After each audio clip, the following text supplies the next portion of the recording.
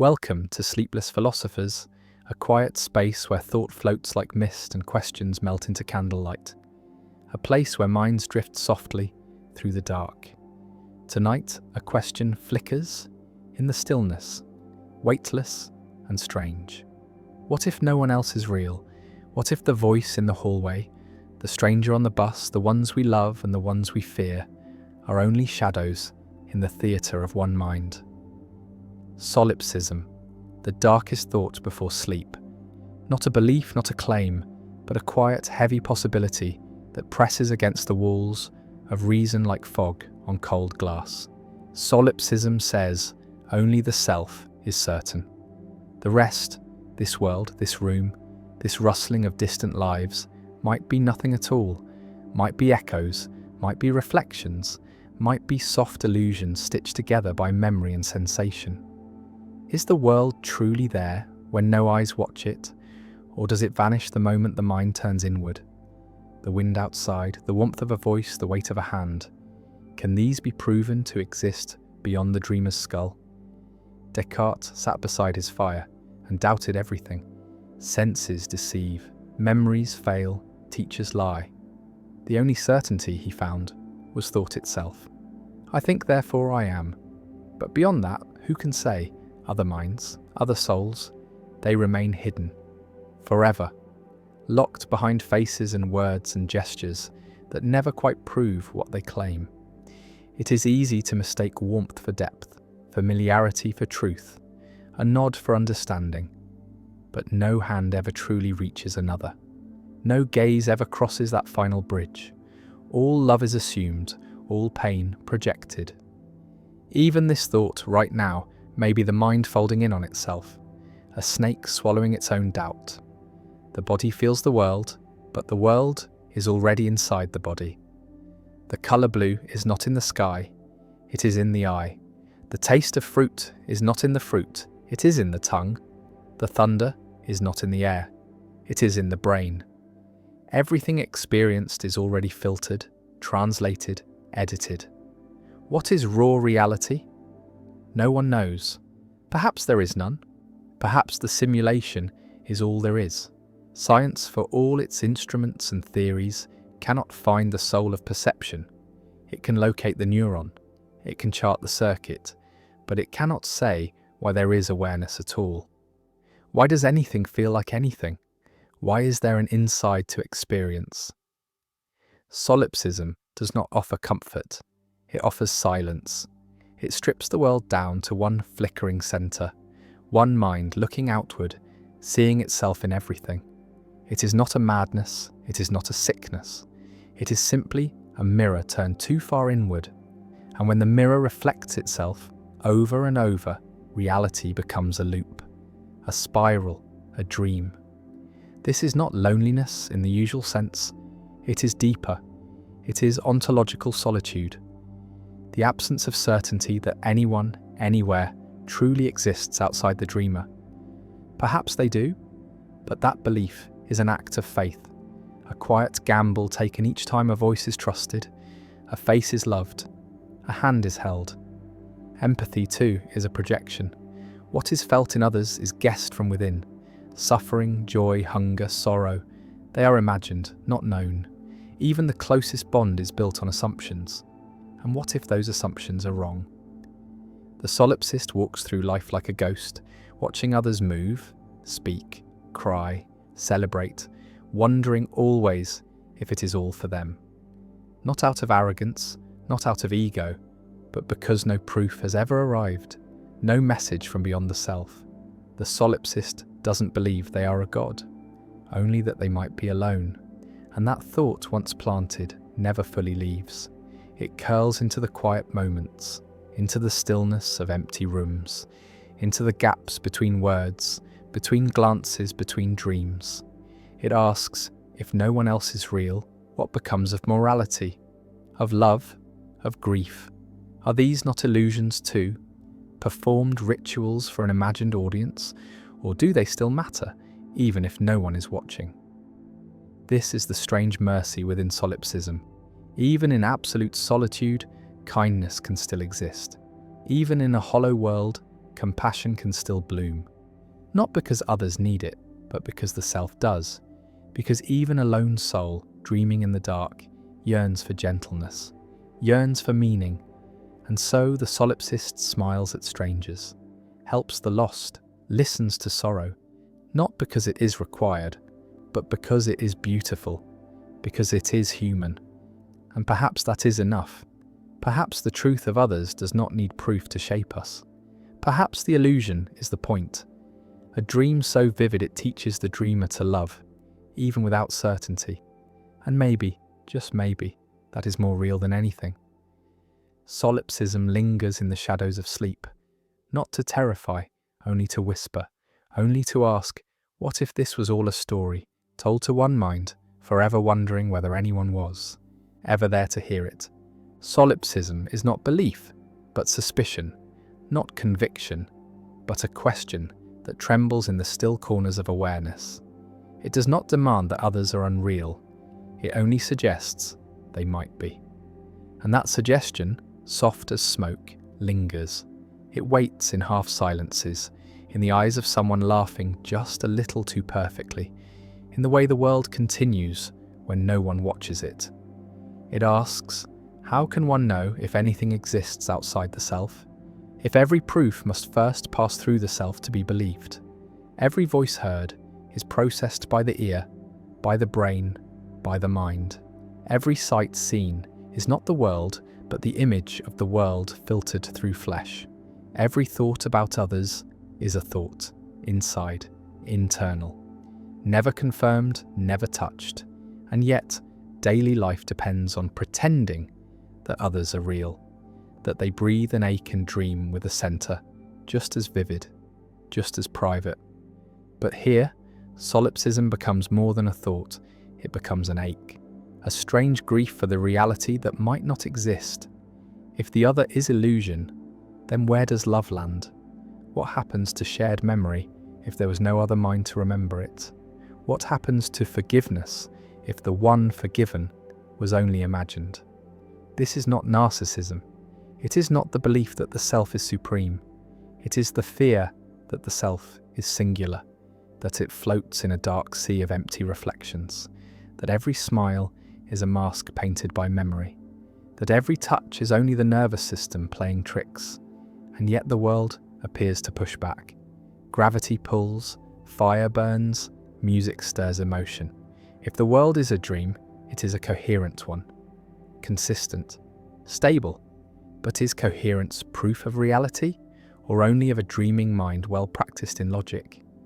A lucid dreamer knows the dream is false and still wakes with tears. If solipsism is true, then so is suffering. Even imagined pain is pain. Even hallucinated love warms the blood. So what is the difference? If others are phantoms but the feelings they evoke are real, does it matter that they never existed outside the mind? Perhaps truth is not in the origin, but in the effect. A poem is not false because it is fiction. It becomes real in the way it echoes inside. And maybe others, real or not, are poems too. The solipsist does not wish to believe. It is not desire that drives the thought, but doubt, the realization that no experiment can ever reach the mind of another. The other remains behind the wall, always. Their joy is a performance seen from the balcony, their fear a sound in a locked room. One can offer comfort, but never truly enter, never stand inside their experience, never look through their eyes, and so the solipsist begins to observe everything with suspicion. The stars still there when the eyes are closed, the clock ticking even in another room, the cat stretching where no one sees. Do these things persist, or does the mind imagine their continuity to soothe itself? In physics, unobserved particles flicker in and out of probabilities. Observation collapses them into form. The tree in the forest falls, but the sound requires an ear. If no one listens, was there a sound, or only the potential for one? The solipsist watches the world as if it might dissolve when turned away, watches it like a child watching shadows, wondering if they move when no one's looking. And yet the suspicion is quiet, never shouted. It moves like a thought half remembered. Because to believe fully would be madness, and to deny completely would be arrogance.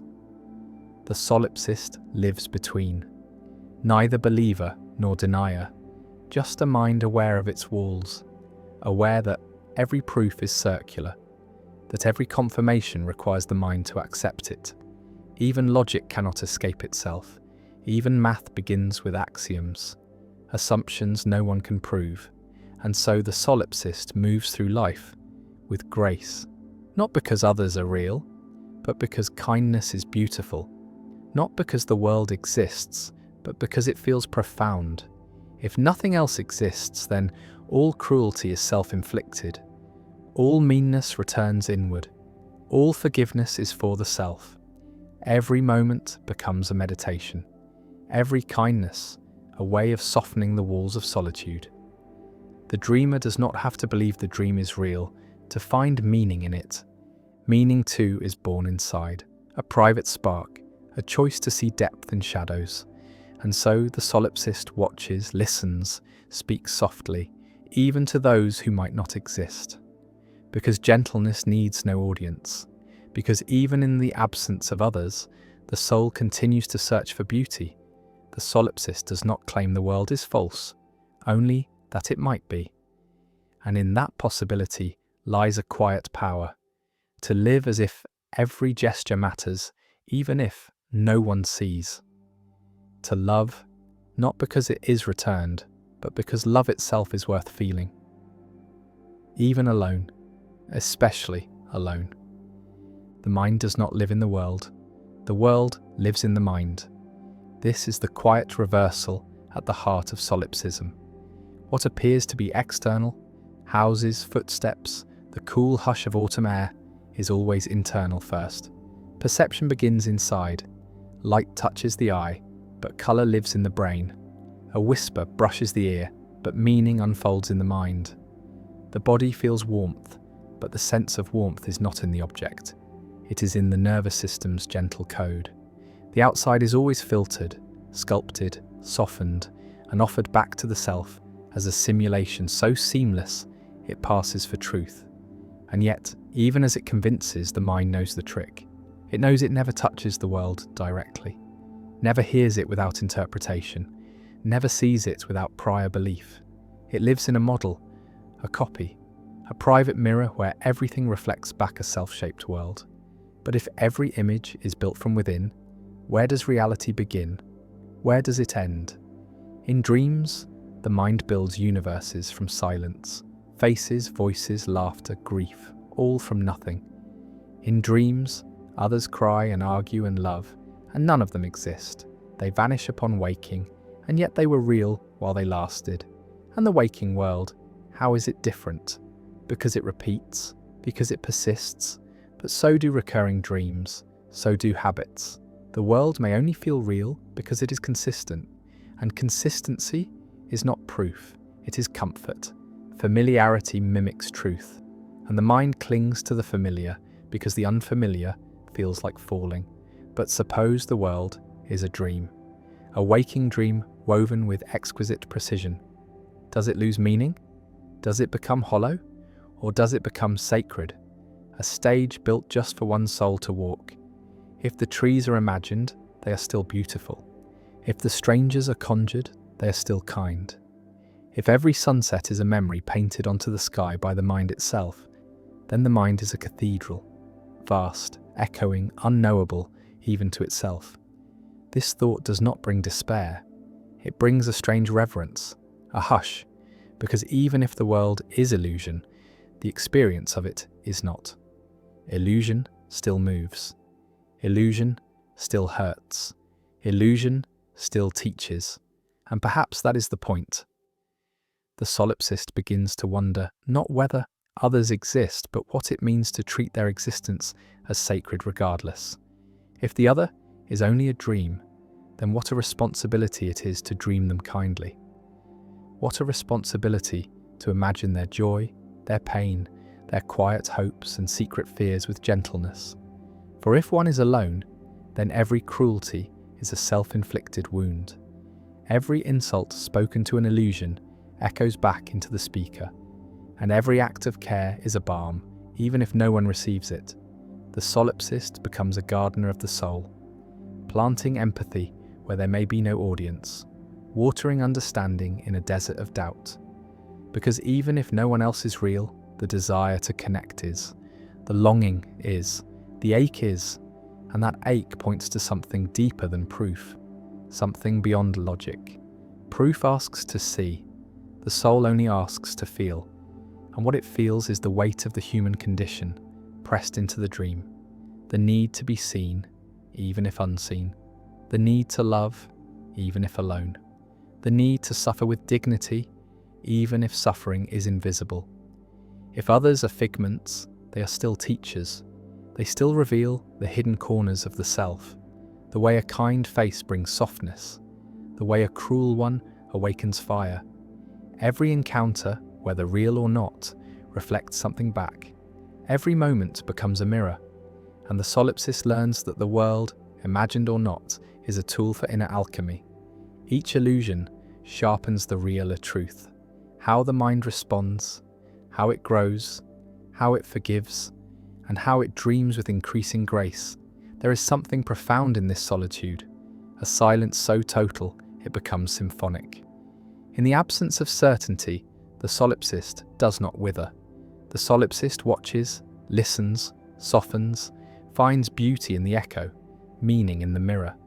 Because whether the world is filled with souls or shadows, it is still here, still vibrant, still humming at the edge of understanding, and perhaps in the end, it is not the world's reality that matters, but one's fidelity to it, one's devotion, one's kindness, even in the dark, even if no one is watching, especially then. The thought deepens when the lights go out, when the walls vanish into shadow and sound is swallowed by stillness. In that hour, when sleep hovers and silence thickens, solipsism curls into the folds of the mind like smoke. It does not speak in fear, it speaks in questions. Gentle, slow, unsettling. Who are the others? Where do they go when they leave the room? What holds them together when the gaze is turned away? The child who once played alone knew the feeling, the sense that the world dims without eyes to see it, that when the door closes, the scene behind it dissolves, like the backdrop of a forgotten stage. What if that feeling was not fantasy but truth peeking through? The philosopher George Berkeley thought so. To be is to be perceived, he said. Without a mind to see it, nothing exists. Tables, trees, oceans, all illusions sustained by observation. But if no one else sees, if no other mind shares the gaze, then everything rests on one awareness alone. Solipsism becomes a metaphysical tightrope stretched across the void. Not belief, not denial, but a quiet tension. A balance between what appears and what can never be confirmed. The dreamer in the dream cannot prove the dream. The eye cannot see itself. The hand cannot grasp its own reflection. Yet this awareness persists. The world responds. A glass falls and shatters. A storm thunders and floods the street. The body bleeds when cut. If this is illusion, it is a rigorous one. An architecture of consequence. A story told with rules. But even a dream has gravity. Even fiction can draw tears. So the question shifts, is it real because it endures, or does it endure because it must feel real? Solipsism is not a claim that nothing exists. It is the refusal to assume what cannot be felt directly. It is a kind of philosophical humility, a stepping back from certainty. And in that stepping back, the world becomes more mysterious, more sacred. If others cannot be proven, then each face becomes a miracle, each voice a question wrapped in hope. The solipsist begins to watch others with reverence, not detachment, as if they are ancient trees whose roots lie in darkness, as if they are flickering lanterns whose flames might vanish if stared at too hard. And in that reverence grows a strange tenderness, not because others are confirmed, but because they are beautiful possibilities, beautiful enough to deserve gentleness, beautiful enough to be loved, even if they are only imagined. The solipsist does not retreat from the world. They walk through it slowly, carefully, as if it might vanish under their feet. They speak to others softly, as if each word might wake them from a fragile dream. And sometimes, in the hush of shared silence, they feel something stir, something that feels like recognition, like resonance, as if, just for a moment, the illusion smiled back. But even that could be the mind echoing itself. And so the solipsist never claims to know. They only wonder, they only feel, and feeling they continue. They give kindness not because it will return, but because it feels right to give. They forgive not because the other deserves it, but because the self cannot carry so much weight alone. They listen not to confirm reality, but to honour its appearance. And in doing so, they find meaning not in truth, but in response. Not in certainty, but in care. The world becomes a temple built from questions, a chapel of uncertainty lit by the soft glow of curiosity. And in that temple, the solipsist kneels, not in despair, but in awe. For if this is all a dream, then it is a dream with astonishing detail, a dream with consequence, with gravity, with grief and laughter and hunger and love. If this is illusion, then illusion is holy, and the dreamer is both priest and god. But even gods grow lonely. Even dreamers ache to be known, so the solipsist whispers into the void, sends thoughts like paper boats onto a dark sea, and though no reply comes, they keep whispering. Because the act of reaching out is its own kind of faith, its own quiet rebellion against despair, its own statement of beauty. Maybe others exist, maybe they don't. But as long as the heart continues to beat, as long as the breath continues to rise and fall, the solipsist chooses to believe in the value of what cannot be proven. They choose to treat the world not as false, but as fragile, not as fake, but as fleeting. And in that choice lies a quiet nobility, a soft kind of courage, the courage to love shadows, to honour phantoms, to walk alone and still offer the light most never ask. The question slides quietly beneath the surface of daily life, too strange to hold and too soft to fight. What if others are not real? The thought arrives not with a scream, but with a whisper, in waiting rooms, in elevators, in the slow ticking moments between voices. One begins to notice how easily people fall into patterns. The same gestures, the same replies, the same tired smiles, as if rehearsed, as if automated. And suddenly the question returns, what if they are? Not because the world is cruel, but because it is consistent, predictable. Not because people are empty, but because their insides can never be seen. Their minds never shown, only assumed, always assumed. That assumption, repeated, forms the bedrock of social reality. But assumption is not proof. And so solipsism creeps in like a draft from beneath a closed door. It chills gently. It never shouts. It only waits. Waits for the moment when belief thins and uncertainty becomes visible. Waits for the soft collapse of conviction. The solipsist knows this space. It is not madness. It is not nihilism. It is clarity with the volume turned down, the lights dimmed low. To believe in solipsism is not to deny others cruelly. It is to recognize that others have always been guesses, carefully crafted projections built from fragments, voice tone, word choice, facial muscle movements. But what is behind the mask? One cannot say. One can only imagine. Every conversation is a duet between two unknowables. Every relationship a bridge built from fog. And yet the bridges feel strong, solid, familiar. That is the trap. Familiarity tricks the mind into calling something true. But truth is not repetition. Truth is not comfort. Truth is not a warm room. Truth can be cold and uncertain and silent. And so the solipsist watches the world, with one eye always questioning. Why does the bus always arrive at the same time? Why do the neighbours never change? Why do the strangers at the cafe smile with such timing, such symmetry, such ease? Perhaps it is real. Perhaps it is all dream logic, self-consistent, internally coherent, a hallucination refined by years of habit. Years of imagined others placed carefully into the simulation to make it more believable. But why believe at all? Why this hunger to know if others are real? Because the mind aches for confirmation. Because the soul does not want to be alone, not truly, not eternally. Even the most reclusive heart wants to be seen. Not watched, not observed, seen, known, understood in its entirety. But how can one be seen in a world of mirrors? How can one be touched in a world where every other hand is imagined? Even intimacy becomes strange here. To lie next to someone, breathing in the rhythm of their chest, holding their warmth, whispering secrets into the darkness, and still wonder if they exist, still wonder if they vanish when the eyes close, still wonder if love too is self-directed, a looping melody played by a mind that longs for harmony. The solipsist does not flee from this thought. They sit with it. They breathe into it. They let the silence stretch.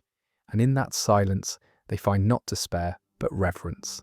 If others are illusions, they are the most beautiful illusions ever made. Carefully rendered, glowing with complexity, capable of heartbreak, capable of kindness, capable of laughter so real, it makes the dreamer forget the dream.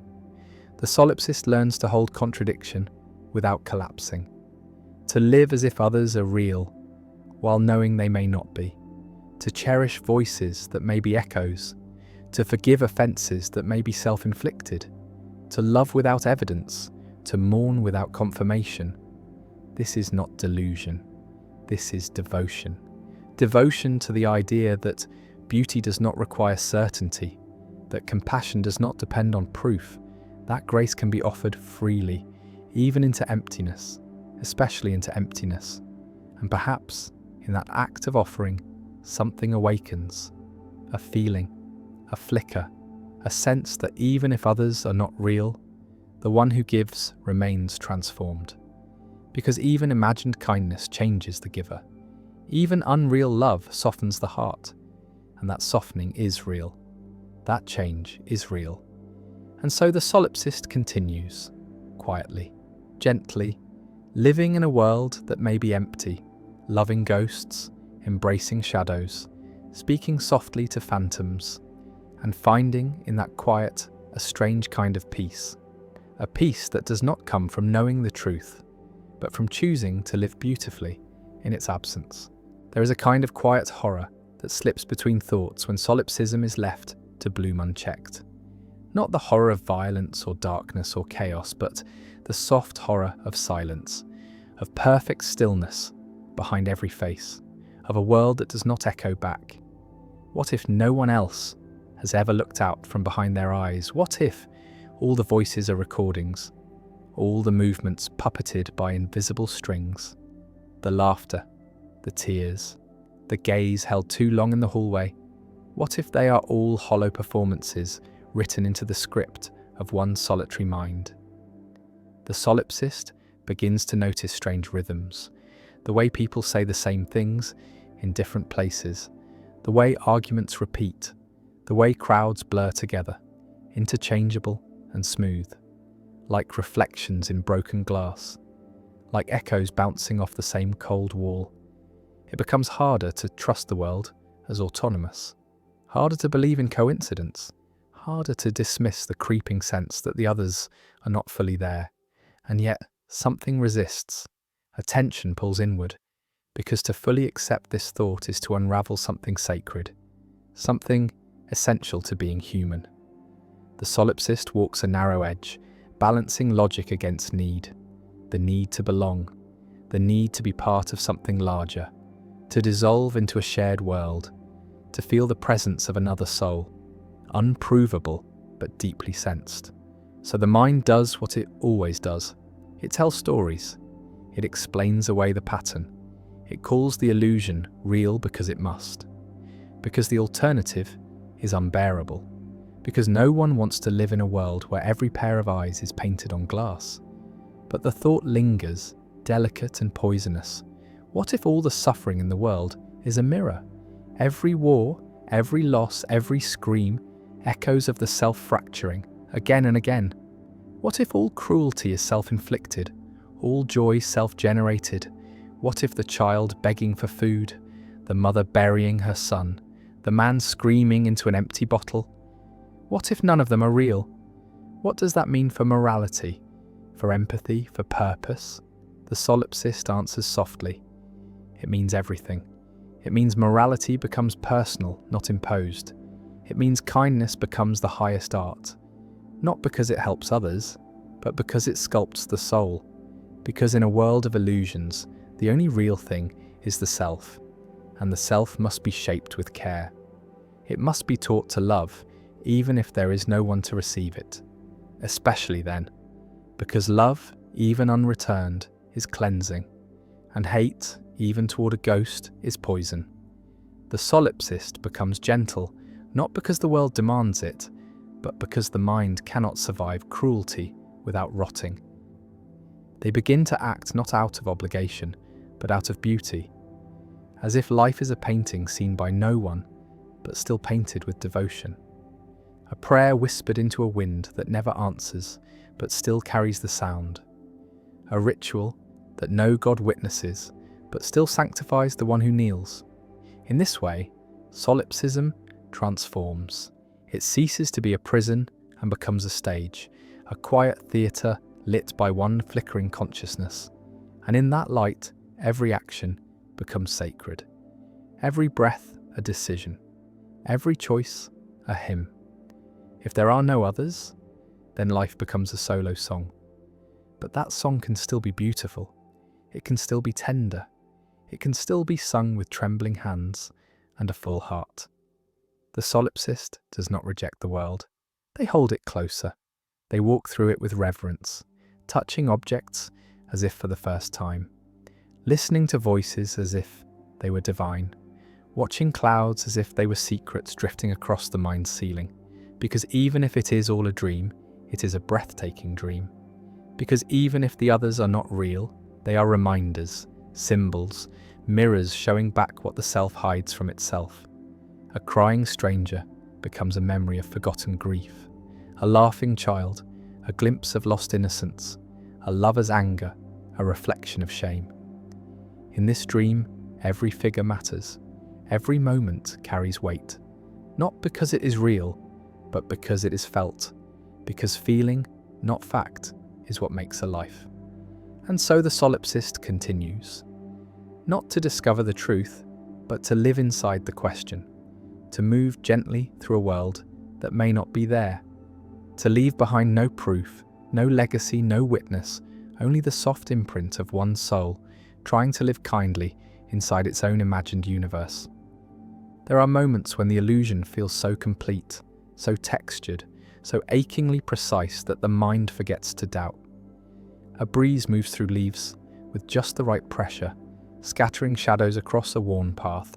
A voice hums from another room, imperfect and alive. A dog barks in the distance, echoing through stillness. And for a moment everything seems too specific to be imagined. But then the moment passes, and the solipsist is alone again. Not alone in the ordinary way, but in the deeper, older way. Alone in the sense of being the only observer, the only spark, the only one for whom all of this has ever mattered. And with that realization comes a strange peace, a soft exhale of the soul. Because if everything is generated, if everything unfolds within, then every detail becomes a message, every sound a signal, every moment sacred. The street lamp flickering, the neighbour coughing, the kettle boiling over, all of it becomes part of the same silent story, told in a language only one mind can understand. Not words, not symbols, but tone, mood, atmosphere. The world becomes poetic not because it is read that way, but because it was written that way from the beginning. A dream tailored to evoke awe. And yet, awe without audience feels different, lighter, more melancholic. There is no one to say, "Did you see that?" No one to share the wonder. But perhaps that's why wonder matters more. Because if this is a solitary consciousness, then all things beautiful must be honoured twice. Once in their appearing and once in their vanishing. the solipsist becomes attentive, watching not for meaning, but for presence. The way light bends through dust, the way silence settles between clock ticks, the way time slows when no one is speaking. These things, once ignored, now feel profound, not because they contain answers, but because they exist at all, because they shimmer for a mind that may be the only one watching. And with this comes responsibility. If the world is constructed, even unconsciously, then cruelty within it must come from within. Every scream, a fracture; every blade, a projection; every lie, a mirror held too close. The solipsist does not use this thought to absolve others, they use it to investigate the self. Why did that person hurt me? Why did I create a world where they could? What am I supposed to learn from this pain? These are not questions of blame, but of growth, not of punishment, but of transformation. In solipsism, all roads lead inward. The nightmare becomes a teacher, the insult, a cipher, the loss, a meditation on impermanence. Even joy becomes instructive, a reminder of what the self is capable of dreaming, a map back to the parts that remember how to feel light. And yet there are moments when the weight returns, when the silence is not soft but suffocating, when the world feels heavy with repetition, when the soul longs not for beauty, but for proof. The solipsist stares into the mirror and begs for another gaze to meet theirs, craves interruption, craves evidence that someone else is behind the curtain, pulling strings or peeking through. But the curtain remains still, and so they return to ritual, to rhythm, to the soft repetition that makes solitude bearable. They make tea, they water plants, they reread the same passage from the same book under the same light. These acts, though small, become sacred, anchors in a sea of uncertainty, proof not of others, but of continuity, of presence, of choice, and through them, the solipsist finds the strength to believe again, not in the world, but in the act of engaging with it. Belief, after all, is not always about truth. Sometimes belief is simply a kind of mercy, a way of softening the hard edges of solitude, of making space for the possibility of others. The solipsist does not declare the world false. They hold it gently, knowing it might be fragile, knowing it might disappear the moment their attention breaks.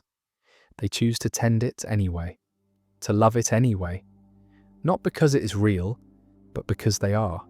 And they need something to love, even if it's only a dream, especially if it's only a dream, because in dreams, everything means something. And meaning, whether shared or not, is what gives the soul a shape, a texture, a glow. So the solipsist walks on, through imagined streets, toward imagined voices, under imagined stars, leaving behind real footprints that no one may ever follow. And that too is beautiful. It begins to settle into the bones like fog, like an idea too quiet to name, but too heavy to forget.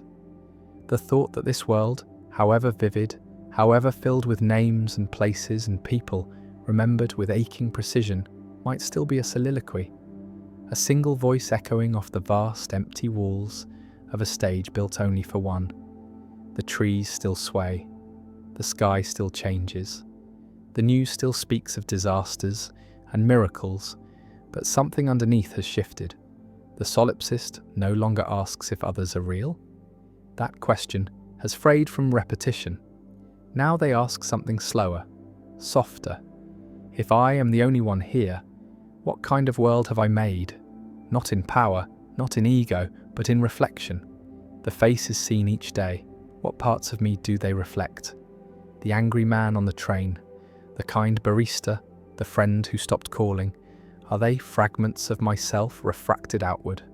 Are they lessons, mirrors, warnings? If every soul is an invention, why invent these? Why this ache? Why this longing for connection in a world that may not contain anyone else? The solipsist doesn't know, but they begin to watch with new eyes.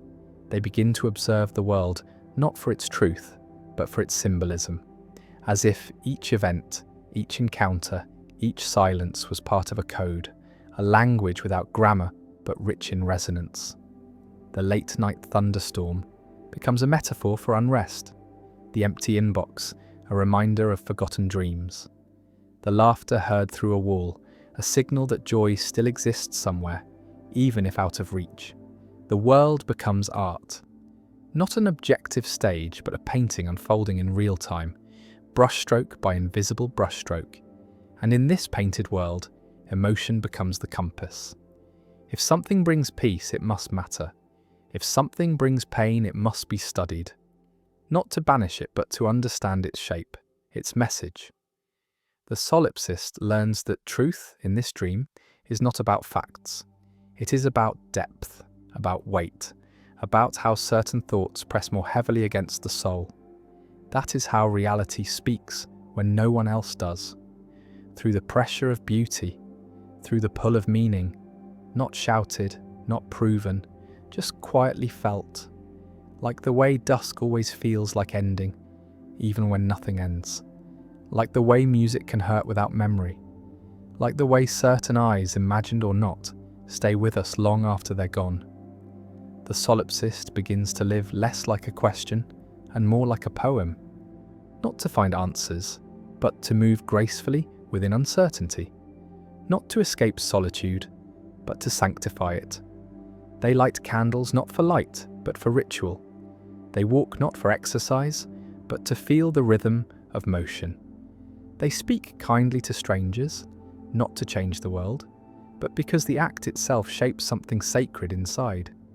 They realize that every gesture is a form of self-sculpting, every choice an echo that returns. Even if no one else hears it, the self does, and the self remembers.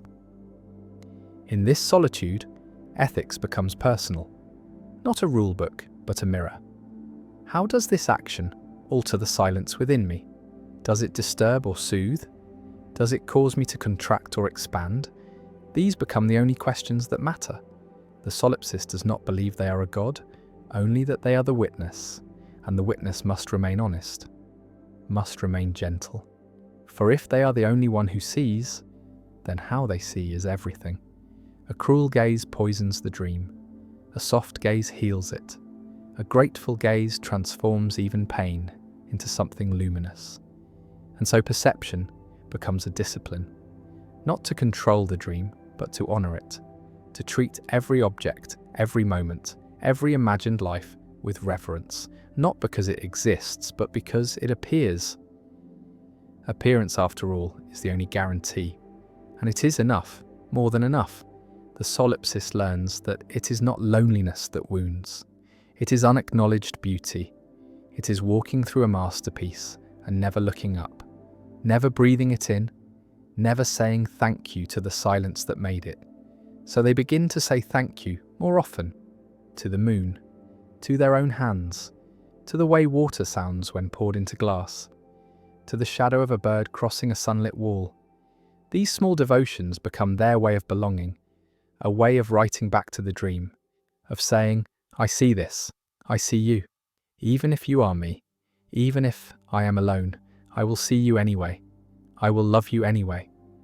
Because the dream matters, because the witness matters, because the act of honouring, even in solitude, is what makes the soul whole. There is a silence that begins to feel familiar. Not the silence of quiet rooms or sleeping streets, or the pause between words, but the deeper kind, the silence beneath experience itself, the quiet that holds everything. The solipsist begins to notice this silence not as absence, but as presence, as something that watches from behind the eyes, from beneath the thoughts, from the still centre that never moves.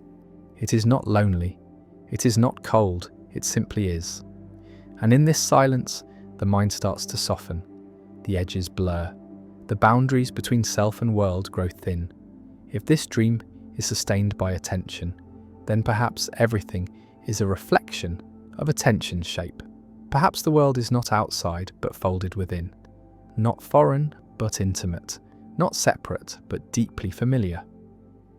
The old fear, what if no one else is real, shifts subtly. It becomes less a threat and more a mystery that no longer demands solving. just witnessing, just listening. The solipsist begins to live more slowly. They no longer reach for meaning. They let meaning arrive like mist settling gently, unannounced. A leaf falls, a light flickers, a stranger hums a tune. And instead of asking why, the solipsist simply watches. Each detail becomes a brushstroke, each moment a thread in a pattern far too large to grasp, but still worthy of attention. There is no rush, there is no final answer, only this unfolding, only this dream that deepens the longer it is observed.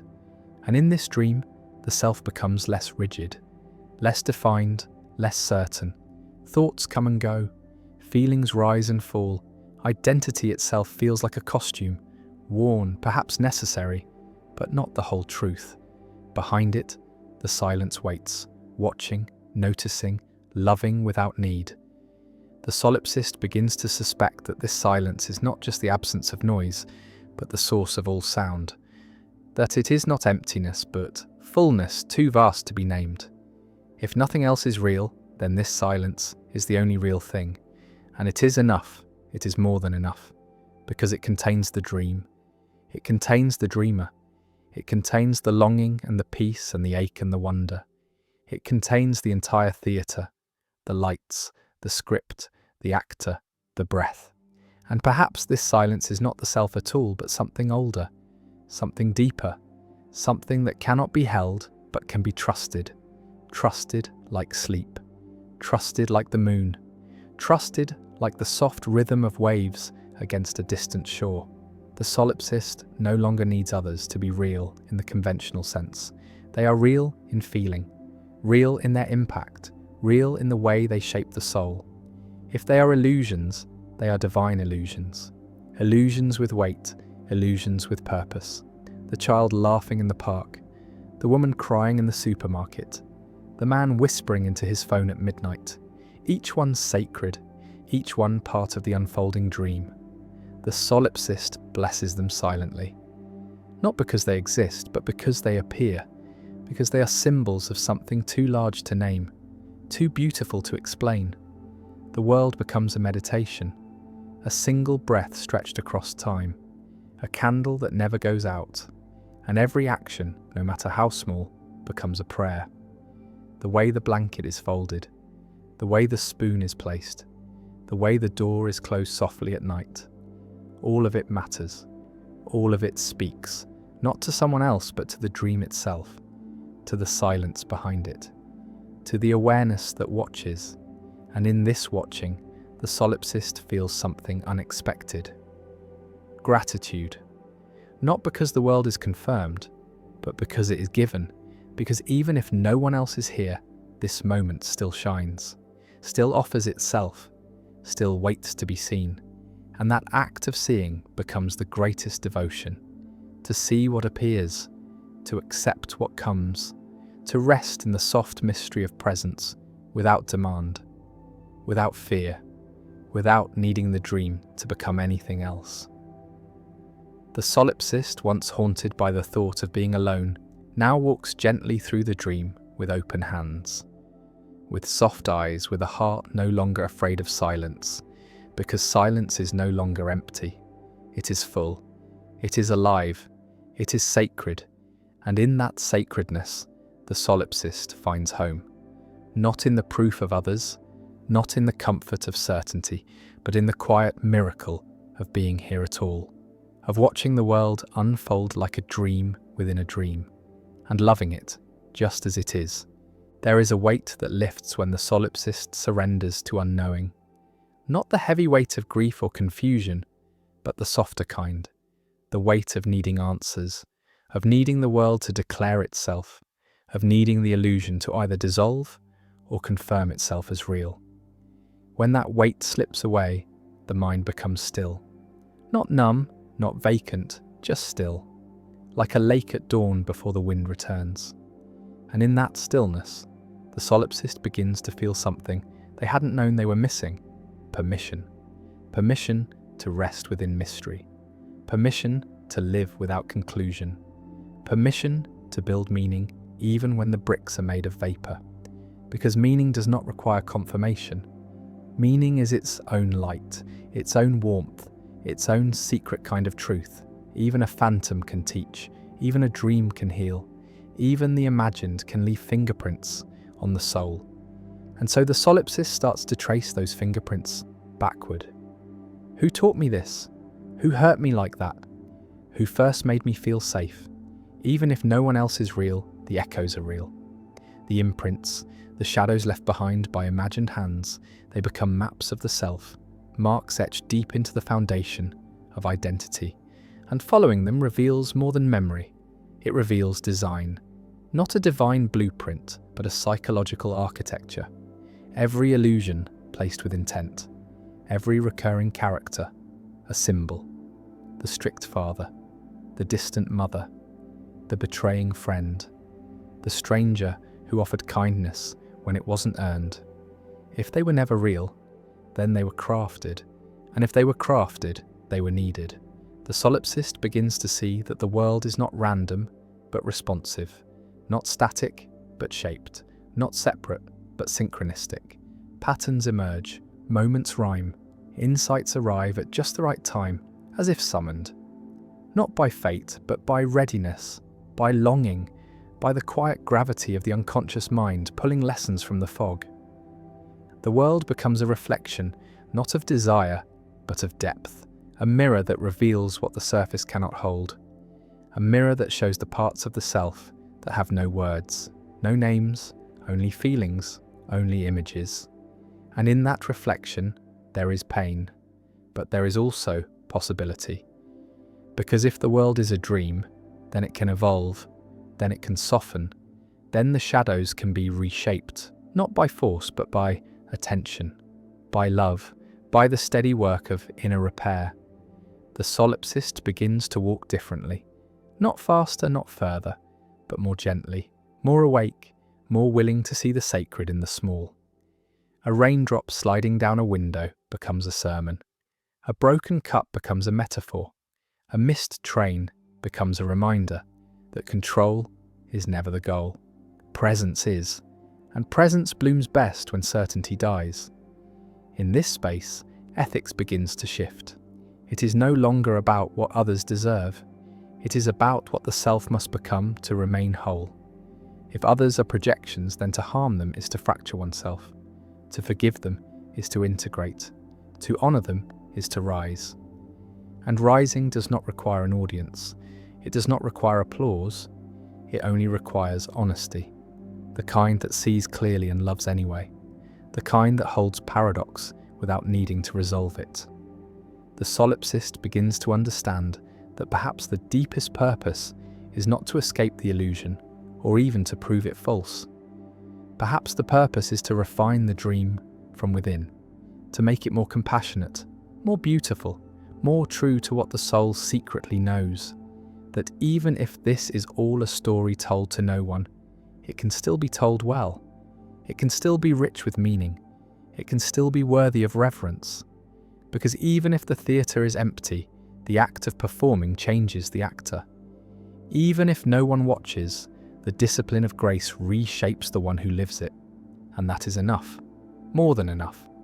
The solipsist lets the silence guide them, lets the mystery breathe, lets the imagined faces pass like clouds across the sky of mind. Not less valued, but more. Not meaningless, but mythic. Symbols floating in a sea of sacred solitude. Each one a message, each one a mirror, each one a question whispered back to the self. If this dream is yours, what will you make of it?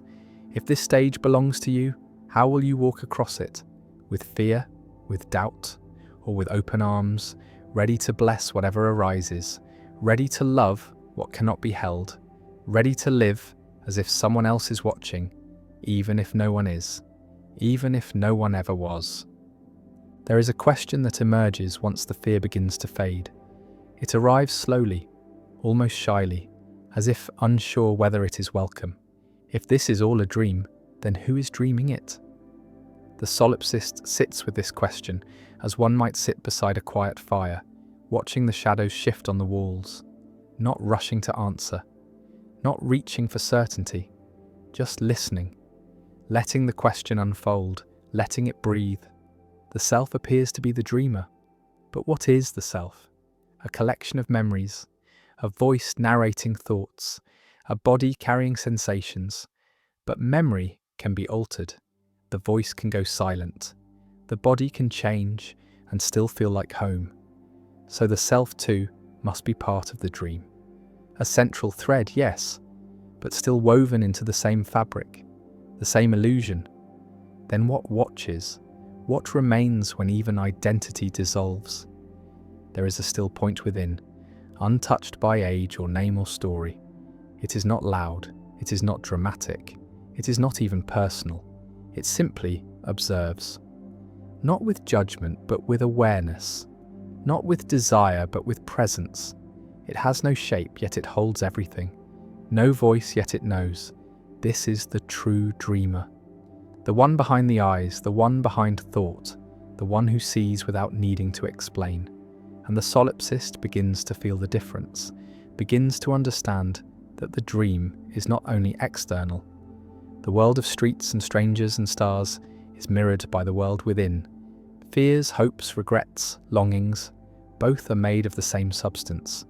Both ripple when touched.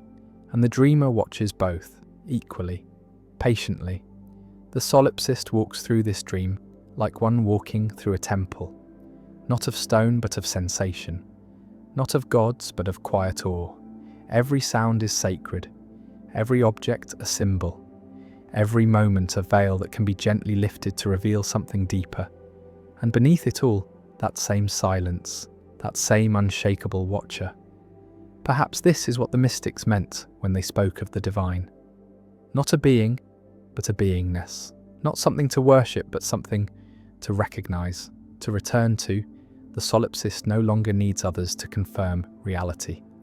They no longer seek validation from mirrors that might not reflect anything real. They begin to move with the grace of one who has surrendered the need to be known, because they are already known by the only presence that matters, the one within, the one that dreamed the dream and watches it unfold. And in this recognition, fear fades, loneliness softens, the world, still uncertain, becomes less hostile, less threatening, more like a story told for its own sake, a poem written in light and shadow, and the solipsist becomes a reader of that poem, a translator of experience, a keeper of the sacred ambiguity at the heart of all things. They begin to live without urgency, without the compulsion to prove or possess. They begin to love without attachment. Not because they expect return, but because love is the most beautiful shape consciousness can take. And beauty, even in a dream, matters, especially in a dream. Because beauty is what draws the dreamer closer to the dream. Not to escape it, but to honor it, to feel it fully, to walk through it as one might walk through a garden planted by invisible hands. The solipsist no longer needs the world to be real. They only need it to be here, and it is. Moment after moment, it appears, softly, mysteriously, consistently, and in that appearance there is a kind of truth. Not the truth of science or proof or logic, but the older truth, the felt truth, the truth of presence, of noticing, of being. And so the solipsist wakes each day not with dread, but with reverence.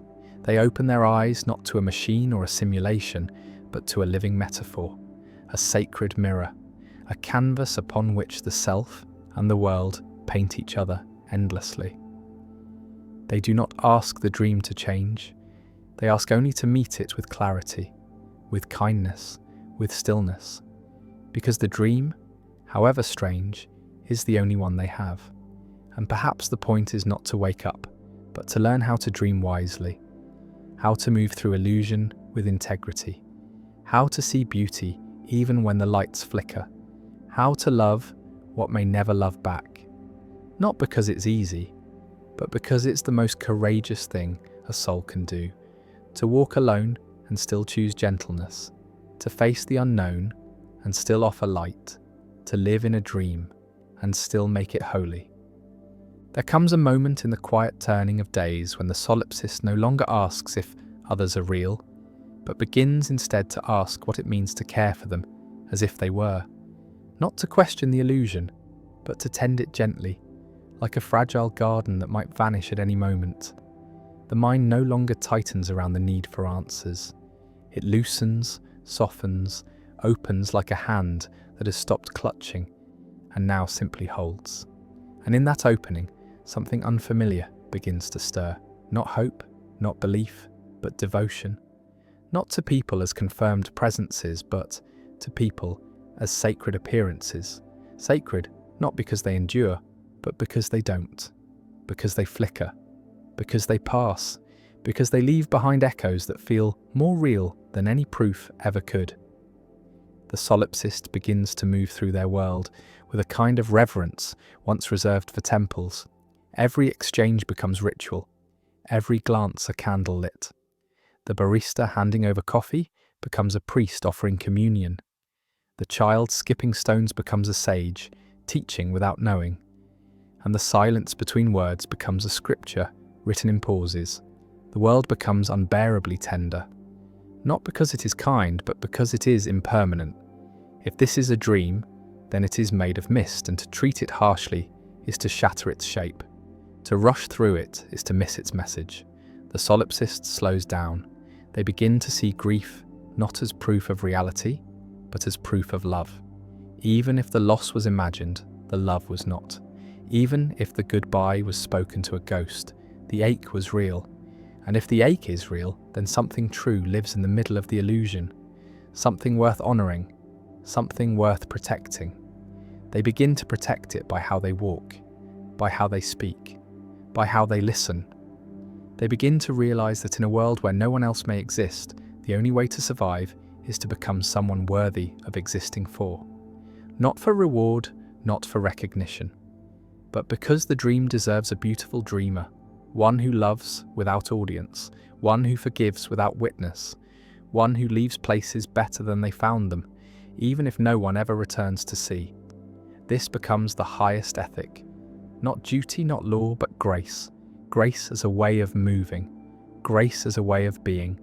Grace as the quiet, unshakable decision to let even illusions be treated with care. And in that decision, the solipsist finds a strange kind of communion. Not with others, but with life itself. With the rhythm of days, with the hush of twilight. With the breath that rises and falls without ever asking for attention. They begin to see that the dream, though silent, is responsive.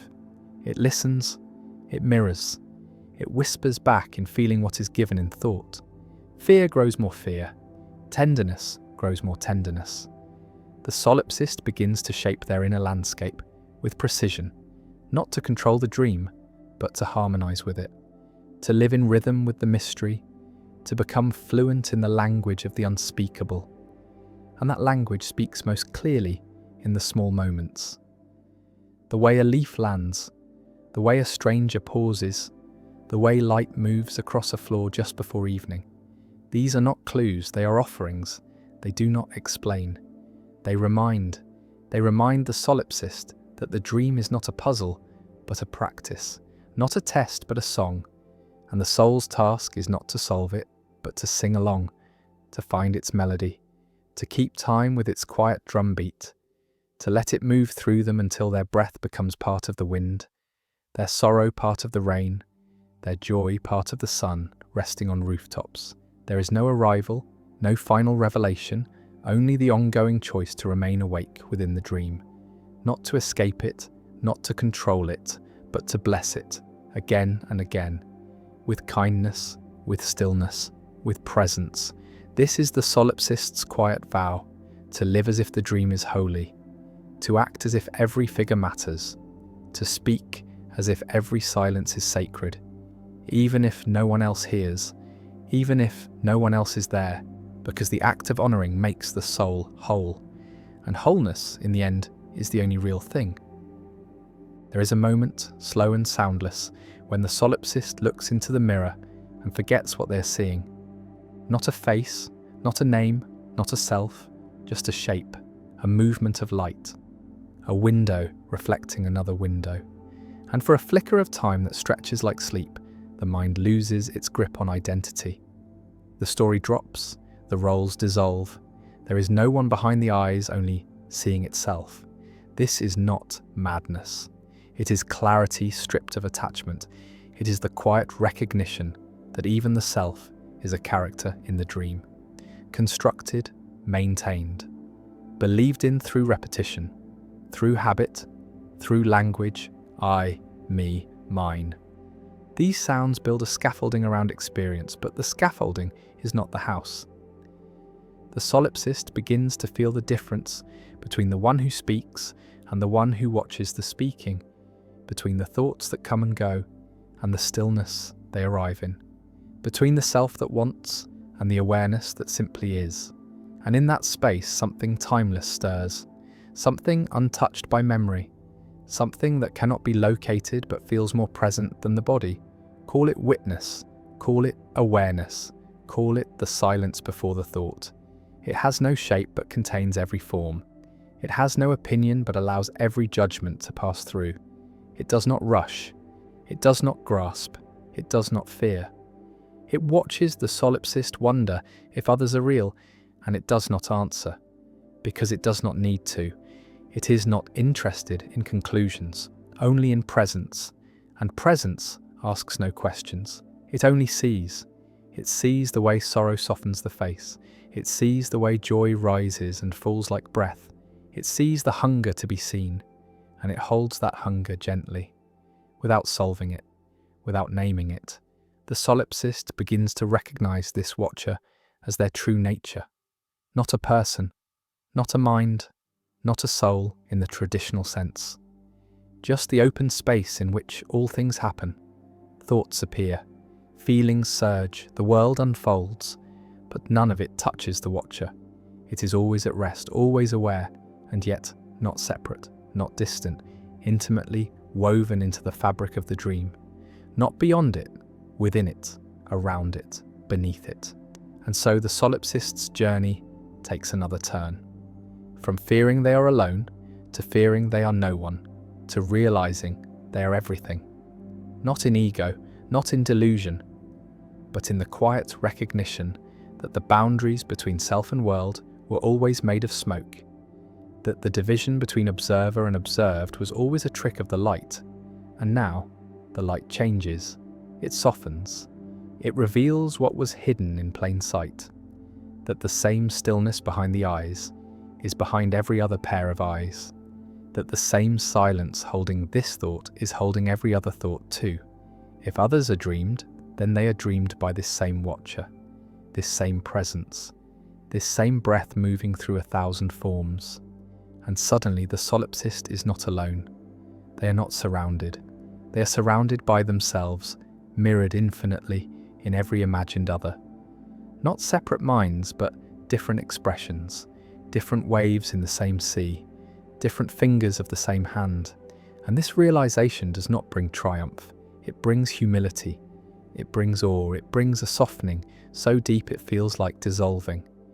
The solipsist begins to live as if every face is sacred, not because it is real, but because it is, because it appears, because it reflects back something hidden, something forgotten, something that aches to be remembered.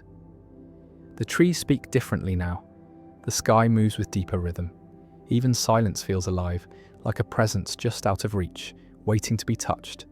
And in this new light, morality becomes inevitable, not imposed, not feared, but chosen, naturally, effortlessly. How could one harm another when that other is also self? How could one lie, cheat, steal, diminish, when every act against another ripples back through the same field of being? It would be like setting fire to one's own breath, like poisoning one's own blood. So instead, the solipsist blesses, quietly, softly, without audience, without reward, because blessing the world becomes the same as blessing the self. Because beauty, once seen everywhere, cannot be ignored. It demands care, it demands attention, it demands love, even if it's only a dream. Especially then.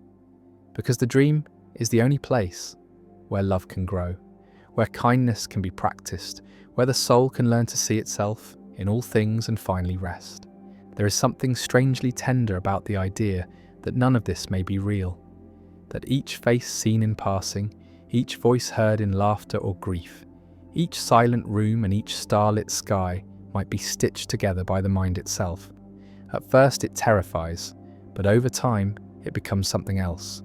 Not delusion, not detachment, but a kind of secret sweetness, a soft intimacy with everything.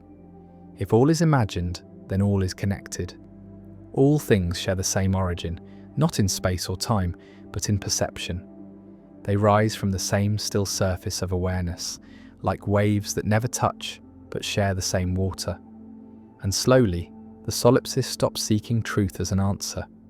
Truth becomes a feeling, a quiet resonance, a certain shade of silence behind experience that feels more real than any proof could ever be. The mind still questions, but the heart no longer clings. It simply listens to the rhythm of thought, listens to the way emotion unfolds, listens to the quiet between breaths. And in that listening, something deep begins to rearrange. The solipsist no longer craves certainty about others. They crave harmony with what appears. The characters in this story, whether real or dreamt, deserve love, deserve patience, deserve to be seen fully, even if they are illusions. Because illusion, when it moves the soul, becomes more powerful than fact, and the world begins to feel like an echo chamber of the self. Not ego, not identity, but the deeper self, the one that watches, the one that waits, the one that has never spoken a word, but knows every language, the one that exists before thought, before name, before face. It sees itself in the beggar and the thief, in the cruel stranger and the gentle teacher, in the rain that falls on forgotten roads, in the eyes of animals that blink slowly. Knowing nothing of solipsism but living close to its essence, the solipsist becomes still, not from despair, but from reverence. Reverence for the possibility that everything they touch is a mirror. Not a mirror of form but of essence, a reflection of what is unresolved, a signal of what is becoming. The angry man becomes a lesson in boundaries, the silent child a call to listen, the cruel moment a test of the dreamer's own capacity for softness. And in this way, even suffering finds its place, not as punishment, not as proof, but as fire that refines, as friction that sharpens attention, as contrast that makes beauty burn brighter. If pain is felt, then it is real in the only way that matters. It shapes the inner landscape. It leaves imprints, it leaves meaning. Even if no one else shares it, the feeling is truth enough. And in a dream, feeling becomes the only compass. The solipsist follows that compass not outward, but inward, toward simplicity, toward presence, toward the small acts that carry great weight. They cook meals slowly. They wash their hands as if the water remembers. They light candles not for light, but to witness the flicker. They speak kindly to the air, to the plants, to themselves. Because in this dream, everything listens, everything responds. Not always with words, but with atmosphere, with energy, with synchronicity, with a sudden breeze when a thought settles, with a bird passing just as a memory surfaces, with a sound, a silence, a softness that arrives without reason, but never by accident. The solipsist learns to read the language of feeling, learns to trust the invisible hand that arranges things just so, learns to smile without needing to understand. Because understanding is not the goal, communion is.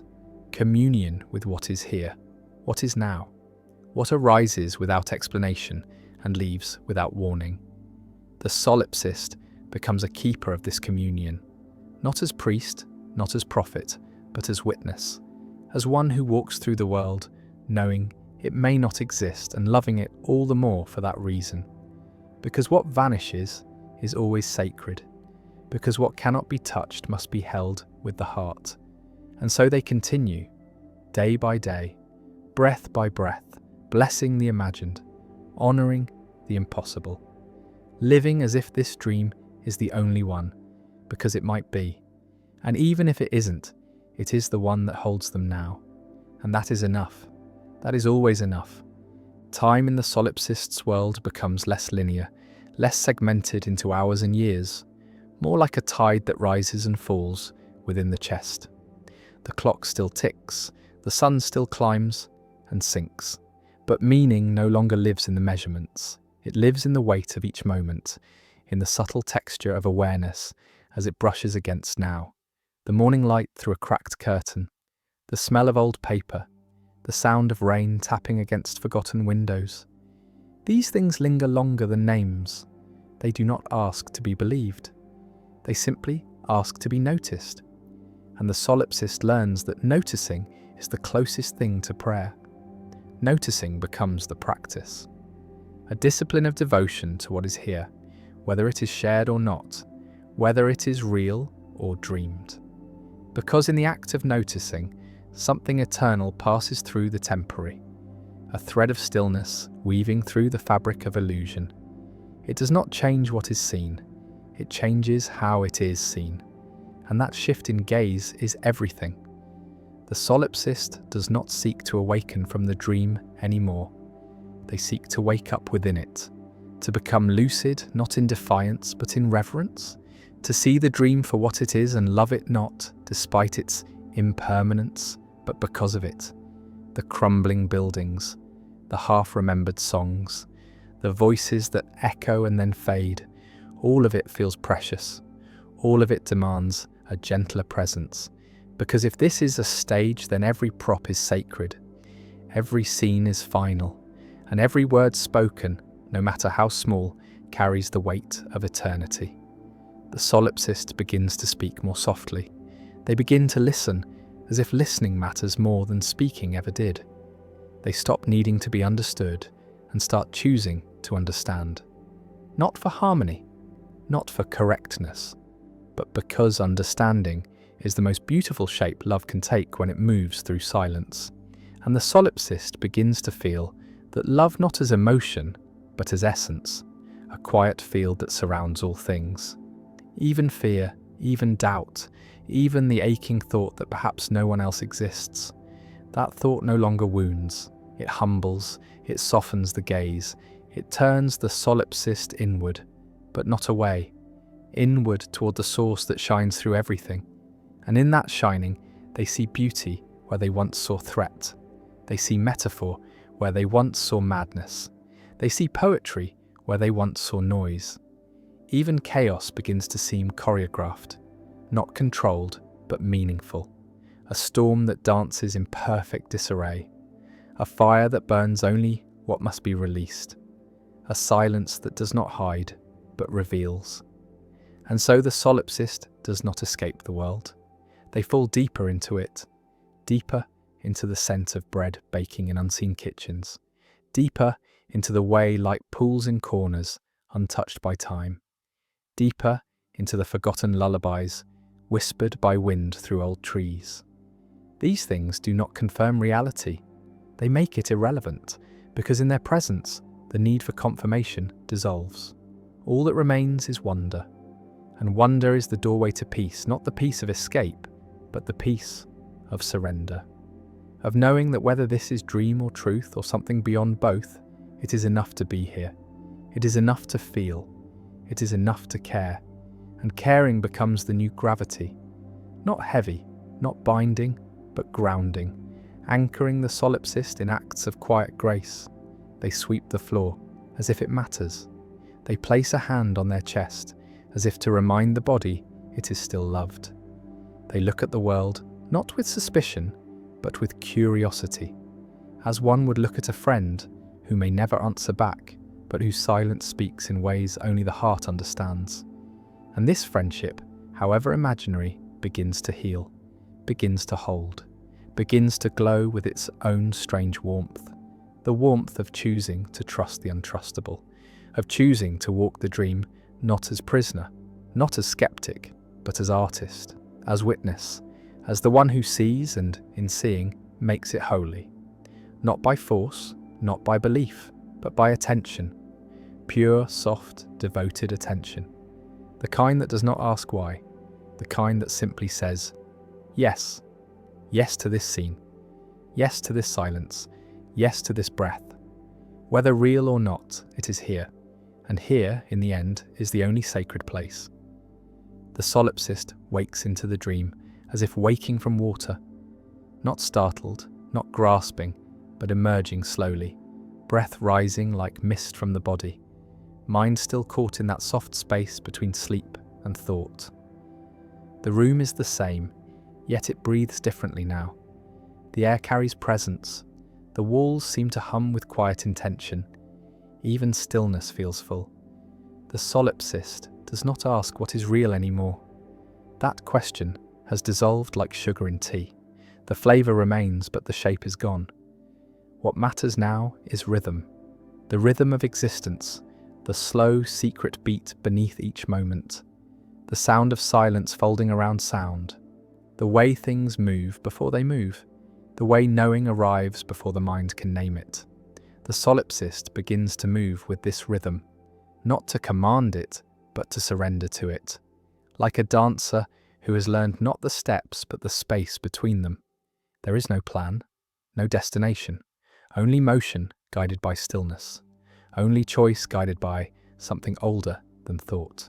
And in this motion, the solipsist discovers something unexpected. Joy. Not joy as excitement, not joy as reward, but the soft joy of alignment, of belonging to something invisible, of walking in step with what cannot be seen but always felt. Even if the world is imagined, it still offers beauty, it still offers pattern, it still offers a kind of language, one made not of words but of echoes. A bird call at the exact moment a question arises, a power outage when the mind begs for quiet, a stranger's sentence that finishes a private thought. These coincidences, once dismissed, now feel sacred, not because they prove anything, but because they move something. They move the heart, they whisper to the soul. They remind the solipsist that meaning does not need logic, it only needs recognition.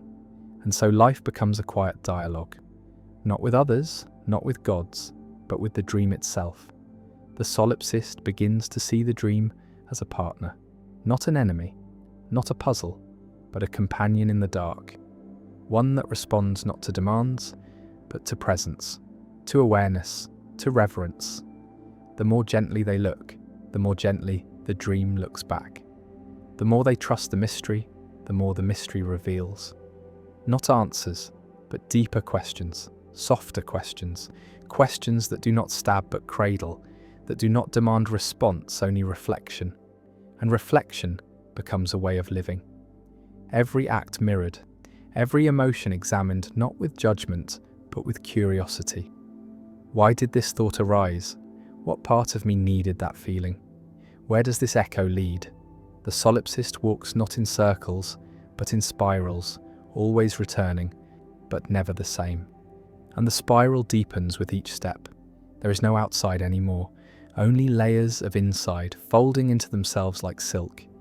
Time loses its sharpness, events blur into textures, days become colours, memory becomes taste.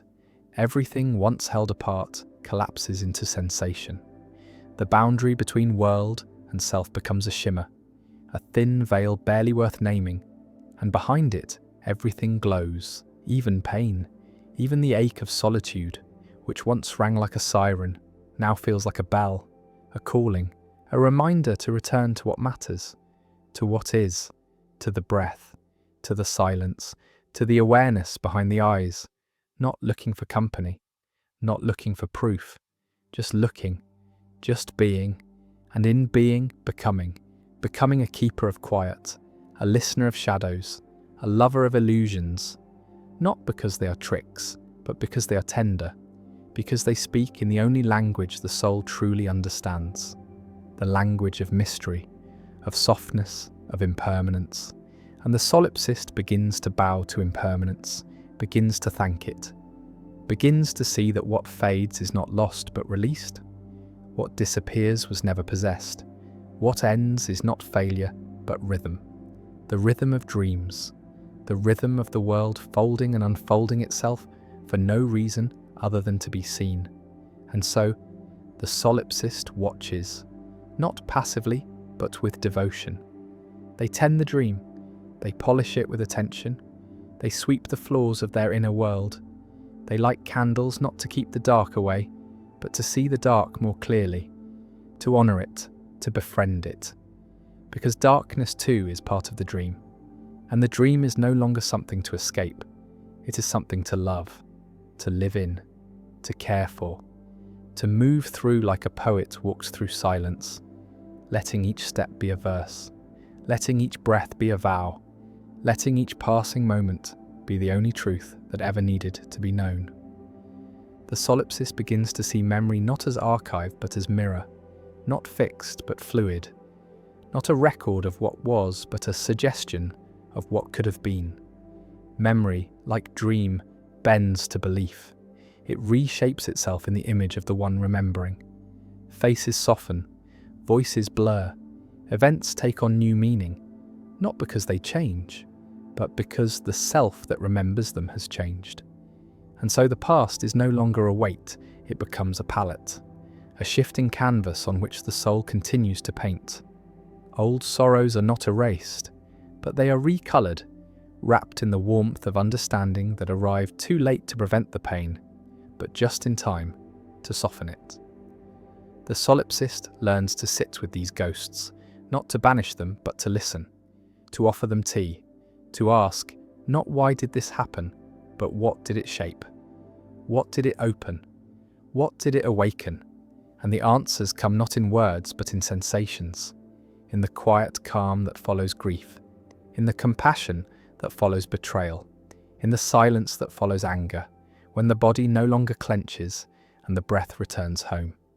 These answers do not solve, they soothe, they smooth the edges of the dream, they soften the harsh lines that once cut through the world. And the solipsist finds that healing does not require another. It requires only presence, only attention, only the courage to stay with the ache, to stay with the image, to stay with the truth that nothing was ever outside, not really, that every hurt was a message, every loss a door, every ending a chance to rewrite the meaning, not the event, the meaning. Because in a dream, meaning is the only thing that matters. It is what gives shape to what cannot be held. It is what lets the dream breathe and become something worth waking into. And so the solipsist begins to choose meaning with care, not as an escape, not as a fantasy, but as an offering, a way of meeting the dream halfway, a way of saying, if this is what I've imagined, let me imagine it well. Let me imagine it with tenderness, with truth, with integrity, the kind of integrity that does not need to be seen to be real, the kind that exists even when no one else does, especially then. And this practice of reimagining begins to change the world, not because the world changes, but because the lens does, the filter through which everything is touched, tasted, seen, a quiet shift, a gentle opening, a return to softness. The solipsist notices that even fear feels different now. It arrives not as threat, but as teacher, as a shape rising in the fog, asking to be met, not fought, asking to be understood, not silenced. And the solipsist listens. They listen the way one listens to a wild animal at the edge of the firelight, not trying to tame it, not trying to chase it away, but honouring its presence, knowing it belongs, knowing it has something to reveal. And what it reveals is often simple, that beneath fear is longing, beneath anger is grief, beneath grief is love, and beneath love, silence, the same silence that has always been there, waiting, not empty, full, holding every thought, holding every form. The solipsist begins to bow to this silence more and more, not with ritual but with attention, with the way they pause before speaking, the way they close their eyes before choosing, the way they feel each moment stretch before stepping into it. And in this bowing, they feel less like a self and more like a space in which the world can unfold freely, without demand, without distortion, just presence, just perception, just peace. The solipsist stops needing the dream to be consistent. They stop needing it to be kind. They simply need it to continue, to keep offering images, to keep offering lessons, to keep whispering in the dark. Because even if no one else is dreaming this, the dream is not empty. It is alive. It is sacred. It is becoming. And the solipsist, once lost in the fear of solitude, now walks as one who has found the source of company in every leaf, every shadow, every breath. Not because they proved the world is real, but because they chose to treat it as if it were. And that choice, repeated gently each day, becomes a kind of truth, a soft vow, a quiet revolution, the decision to live with love in a world that may never love back, to listen in a world that may never speak, to bless a world that may never bless in return.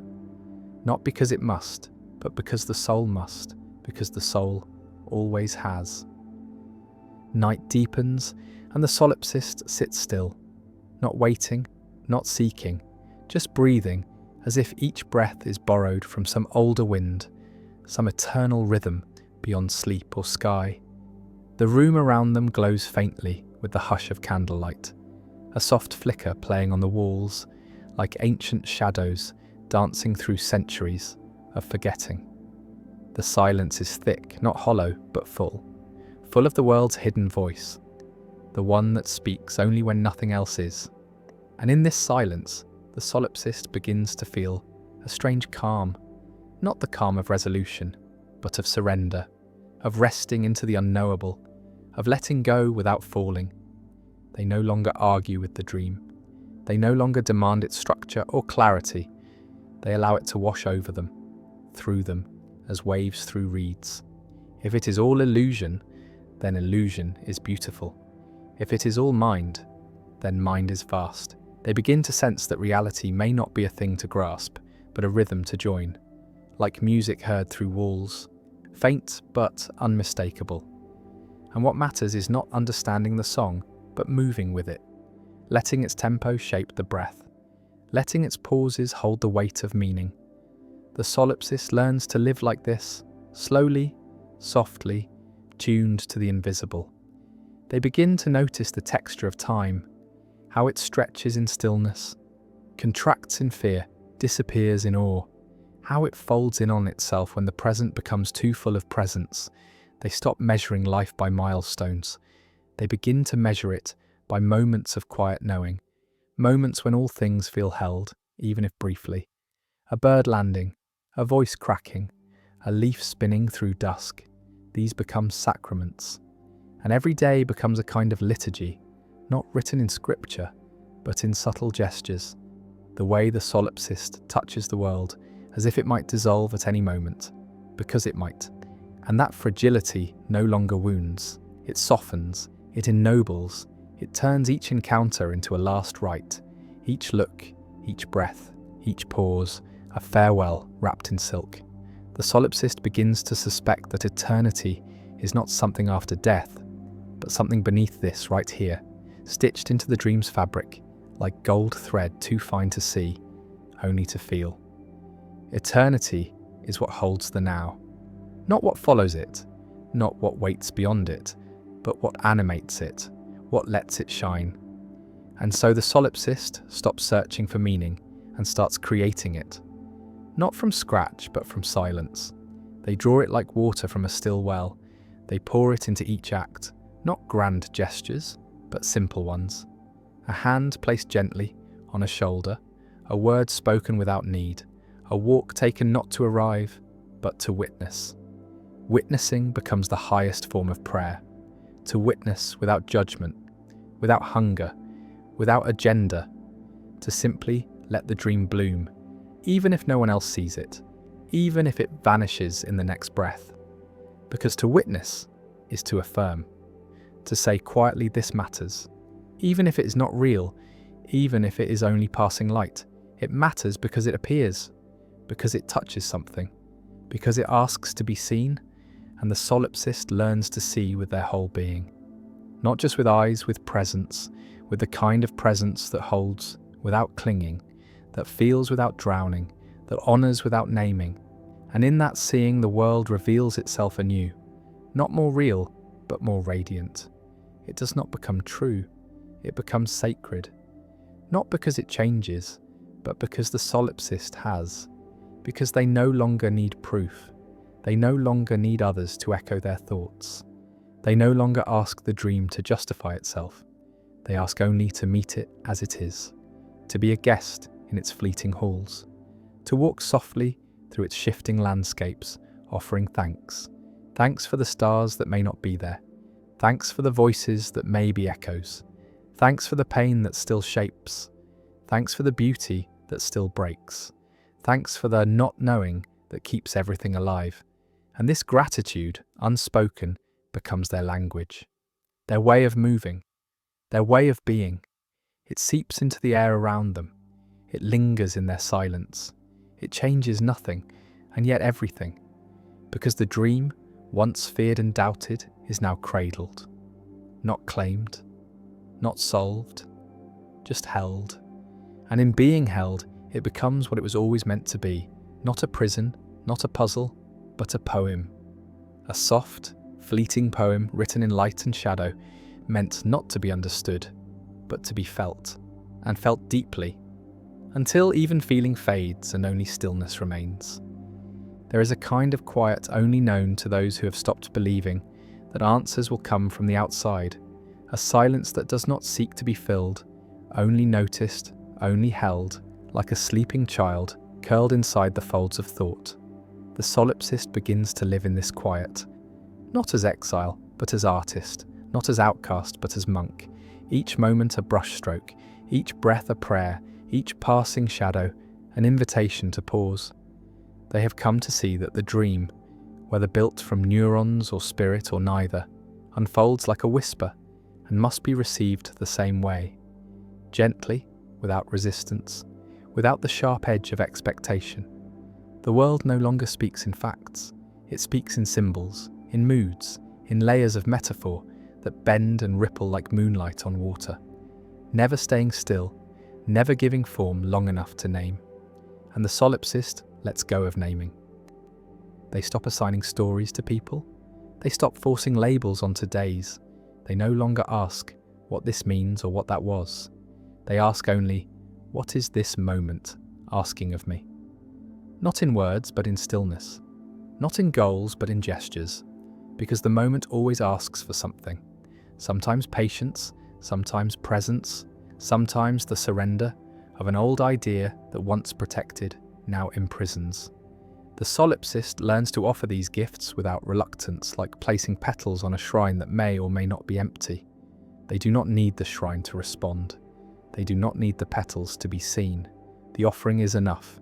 The act itself is the meaning. And so the day becomes a temple, not in grandeur, but in intimacy. A chipped cup becomes sacred when washed slowly. A beam of sunlight becomes holy when watched until it moves. Even pain becomes sacred when met without armor. The solipsist no longer flees discomfort. They open to it like rain. They feel it without flinching. Let it carve new shapes inside them. And when it passes, they do not rush to fill the space. They let the emptiness breathe. They let the silence deepen. Because something always grows there, not quickly, not loudly, but inevitably. A new softness, a new understanding, a new capacity to hold the world as it is. And the world, for its part, responds, not with miracles, not with answers, but with a kind of clarity that cannot be explained. The clarity of alignment, the clarity of walking without resistance, the clarity of no longer needing to fix what was never broken. The solipsist understands now that nothing was broken, only missing, misnamed, misunderstood, and so they forgive the world its confusion. They forgive themselves their longing. They forgive the past its sharp edges and the future its weight. Forgiveness becomes a posture, a way of standing in the stream without being swept away, a way of being touched by everything without holding on. And this lightness, this gentle detachment, is not coldness. It is love freed from outcome. Love that exists not because of what the dream gives, but because of what the soul is. And the solipsist begins to trust this love more than they trust thought. Because thought still circles, thought still fears, but love stays, quietly, steadily, like a candle that does not ask to be noticed, but continues to burn. And in that burning, it reveals not truths, but presence, not answers, but warmth, not safety, but sanctuary. The solipsist becomes that sanctuary, a space where all things are welcome. Joy, sorrow, doubt, wonder, all invited, all offered tea, all allowed to stay until they are ready to leave. No emotion banished, no thought feared. Nothing too strange to be embraced, because in the dream, every fragment is a teacher. Every flicker is part of the flame. Every silence is a doorway. And the solipsist has learned how to walk through without needing to know what lies on the other side. They have learned to walk by feel, by trust, by rhythm. They do not step forward to reach, they step forward to listen, to join, to honor. The dream no longer needs to be solved. It only needs to be seen, deeply, gently, and without the need to make it anything other than what it already is. A dance of thought and breath and form and fading. A song sung not into ears but into being. And the solipsist, once alone, now walks with everything, with shadows and echoes and soft winds and forgotten names. They walk not to arrive, but to remain present, to remain whole, to remain awake inside the dream that is always dreaming them back. Somewhere between silence and sleep, the solipsist begins to sense that even their own thoughts are not theirs, not owned, not chosen, but arising like weather over a still field, passing through like slow mist curling over stone. The mind, once believed to be the self, now feels more like a room through which things drift, images, questions, old voices, new fears, fragments of memory wrapped in the scent of someone long gone. None of it asked for, none of it controlled, only witnessed, only allowed. And in this watching, something soft opens, a realization not of identity, but of space, that the one who watches is not a person, not a character, not a voice. The one who watches is space itself. The one who watches has no past, no plan, no need, only presence, only the endless capacity to let things appear and disappear without resistance. And that is the deepest shift, the recognition that nothing within can be held, that every feeling, even the deepest ache, is just passing through, that every belief, even the sharpest one, is just a shadow cast by something older. The solipsist stops clinging to any of it, not because they do not care, but because they care too much to distort. They begin to see that grasping changes the thing, that desire fogs the lens, that only when they release the need to hold can they truly see. And so they see, not with judgment, not with fear, just with clarity, the way one sees clouds without naming them, the way one watches fire without claiming it. And what they see now is that even the self, even the deep sense of I, is just another shape in the dream, a very convincing one, a very intimate one, but a shape nonetheless, a construction, a rhythm of habits, memories, reflexes, fears. The solipsist watches this shape move through the world and begins to smile, not out of dismissal, but out of compassion, like watching an old friend stumble through a role they never asked to play. They do not need to stop the performance. They do not need to leave the stage. They only need to know it is a role. And with that knowing comes freedom. Not the freedom to escape, but the freedom to be fully here. To be in the story without being bound by it. To feel deeply without drowning. To love without losing. And this changes everything. The solipsist no longer needs certainty. They no longer need confirmation from the dream. They no longer require the mirror to speak. They simply walk, slowly, gently, as one who is not alone but all one, not isolated but dissolved into a wider presence that cannot be broken, cannot be harmed, because it was never separate to begin with. and this presence moves with them. It fills the space between seconds. It wraps around their smallest choices. It breathes through them when they forget how to breathe. It does not correct. It does not teach. It simply is. And the solipsist, having touched this stillness, begins to trust it more than anything else, more than thought, more than logic, more than memory. Because stillness never lies. It never exaggerates. It never demands. It simply holds. And in its holding, the solipsist rests. Not from exhaustion, but from arrival. The long journey inward has no destination, because it never left. It only circled.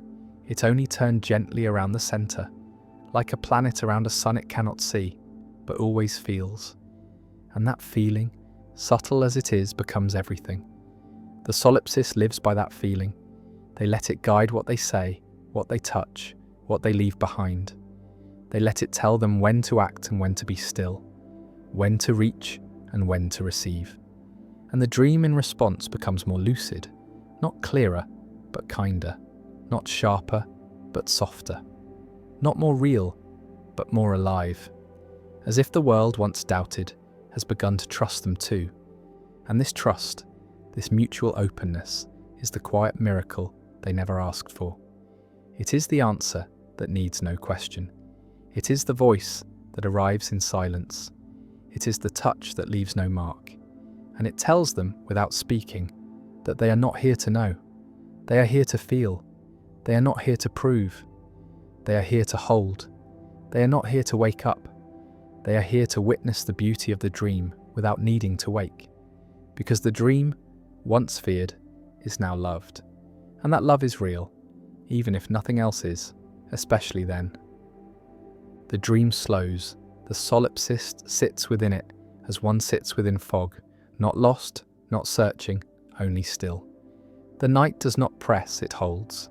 The shadows do not frighten, they cradle. And the mind, once frantic to define, now floats like ash in a windless sky.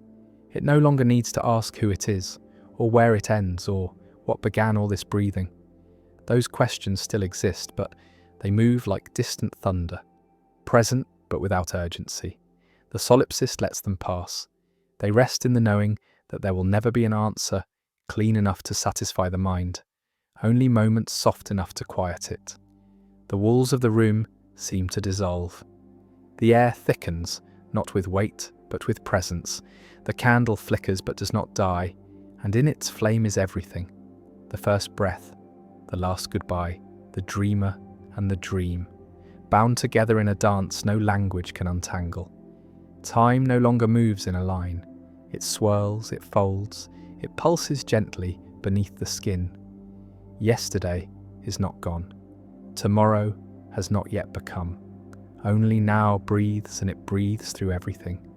The floor, the hands, the eyes, the drifting thoughts, the space between words. The solipsist watches it all. Not from above, not from outside, but from within. As if the very act of watching is what holds the dream together. As if the gaze itself is the loom, and the world is what is woven through it. No gods appear, no revelations unfold, and yet something holy lingers, a silence too deep to be empty, a stillness too full to be ignored. It wraps itself around the solipsist like a second skin, not restricting, not hiding, just reminding. This is all there is. This flicker, this hush, this breath, and it is enough. The mind, long a tool of defense, softens. It no longer guards, it no longer shields. It opens like a window left ajar during rain, letting in the smell of wet earth, the sound of dripping leaves, the feeling of something ancient returning home. Thoughts still come, but they come gently. They do not bite, they do not burn. They drift in, make their shape, and drift out, leaving only ripples. The solipsist does not hold them. They are not treasure, they are not threat. They are weather, and like all weather, they pass. In this passing, a strange joy arises, not the joy of triumph, but the joy of dissolution. The joy of no longer needing to be anything, to hold any posture, to wear any name, the joy of melting, of becoming sky, of becoming breath, of becoming the space that contains all things without clinging to a single one. The solipsist understands, finally, what it means to be free, not to escape, but to include. Not to rise above, but to sink in, so deeply, so fully, that even the fear of aloneness dissolves into something tender, something sacred. Because if all of this is dream, then even solitude is shared, even silence is collective, even absence is a kind of presence, shaped like a hand that almost touches, a voice that almost speaks, a love that almost remembers itself. And in that almost there is a kind of perfection, a kind of mercy. The solipsist does not cry, they do not smile. They simply exist, held in a stillness too wide to measure, too soft to define, a stillness that whispers, not in language, but in sensation, in the subtle weight of eyelids before sleep, in the warmth of the body returning to breath, in the invisible thread that ties one heartbeat to another, even when no other heartbeat can be heard. And this is enough, more than enough. It is everything. The solipsist does not wake, they do not sleep. They dissolve slowly, gently, into the rhythm that was always there. Not a rhythm of movement, but of presence. Not a rhythm of time, but of being. And the dream continues, not brighter, not clearer, but softer, more forgiving, more alive, because it is no longer a prison of doubt. It is a temple of wonder, a silent, glowing temple built not of answers, but of questions too beautiful to resolve. And the solipsist walks its halls without fear, without need, without name, only breath, only stillness, only the sacred, endless echo of being. The earlier tale rests now in stillness, its final words sinking into the quiet like stones, into deep water, leaving only the slow ripples of thought behind.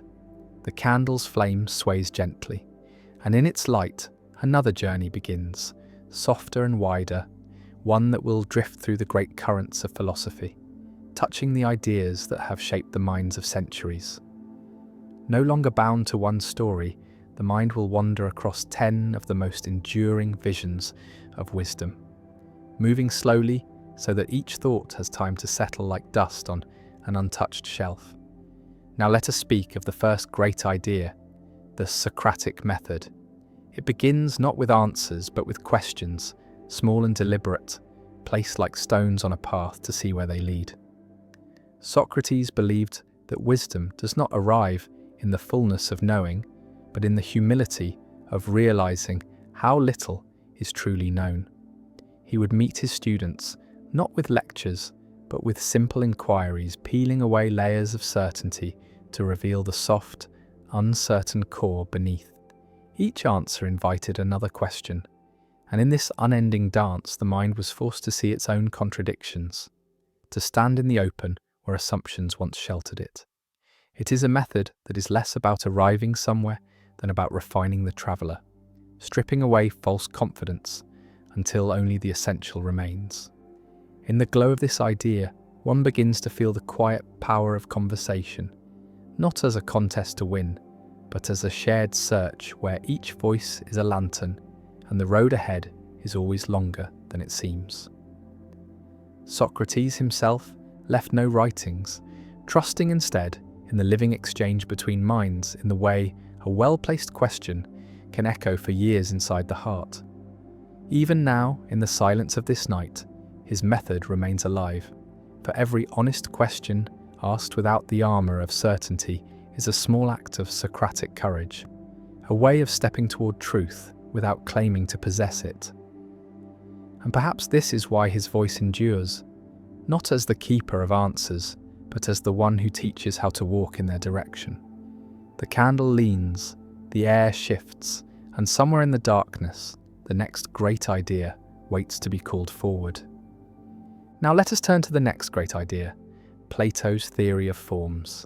Imagine a world beyond sight, untouched by time, where every shape, every truth, every beauty exists in its most perfect state.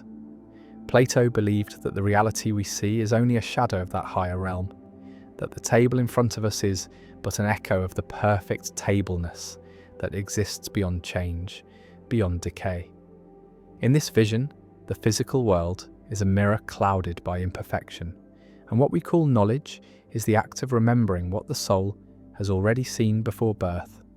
He spoke of a cave where people sit chained, watching shadows on a wall, believing them to be all there is, until one escapes into the light and sees the forms directly. The journey is not easy. The eyes ache in the brightness. The heart resists the unfamiliar. And yet once truth is glimpsed, the shadows lose their hold. In the forms lies the unchanging essence of things, the perfect circle that no hand can draw, the justice that no law can fully capture, the beauty that no face can forever keep. The senses, Plato warns, can deceive. They show us many chairs, each flawed, yet through thought we can approach the single, flawless form of chairness that makes them all possible. And so the philosopher's work is to look beyond appearances, to use reason as a bridge to that higher reality, to anchor the soul in what cannot fade. It is a comforting thought that somewhere there is a place where nothing breaks, nothing dies, nothing loses its shape, that all goodness and truth are preserved whole. But it is also a demanding thought, for it asks the mind to see the world not as an end, but as a clue, a path, a whisper of something greater. In this way, every ordinary thing becomes a signpost, every imperfect moment a reminder that perfection exists elsewhere, drawing us on. And perhaps in quiet moments like this, we can almost sense it, not with the eyes, but with the still part of the soul that recognizes what it once knew. The candle burns steadily, casting its own shadows on the wall, and one wonders which world this light belongs to, the one of change or the one of forms. Perhaps both. Perhaps every flicker is an invitation to turn toward the light. Now let us speak of Aristotle's virtue ethics, a vision of the good life not built on rigid rules or fleeting pleasures, but on the cultivation of character. Aristotle saw human life as a movement toward eudaimonia, a word often softened into happiness, but more deeply meaning human flourishing, the full flowering of one's nature. This is not a state one stumbles into by fortune, but a way of living shaped by countless choices, each one forming the habits that become the soul's architecture. Virtue, to Aristotle, is the balance between extremes, the golden mean between excess and deficiency. Courage lies between recklessness and cowardice. Generosity lies between wastefulness and stinginess. Honesty lies between boastfulness and self-deprecation. These are not mathematical midpoints, but living balances, different for each person, found through experience, reflection, and the slow refining of judgment. One becomes virtuous as one learns to play an instrument, not by reading notes alone, but by practice, by the feel of the strings, by mistakes that teach the hand where to rest.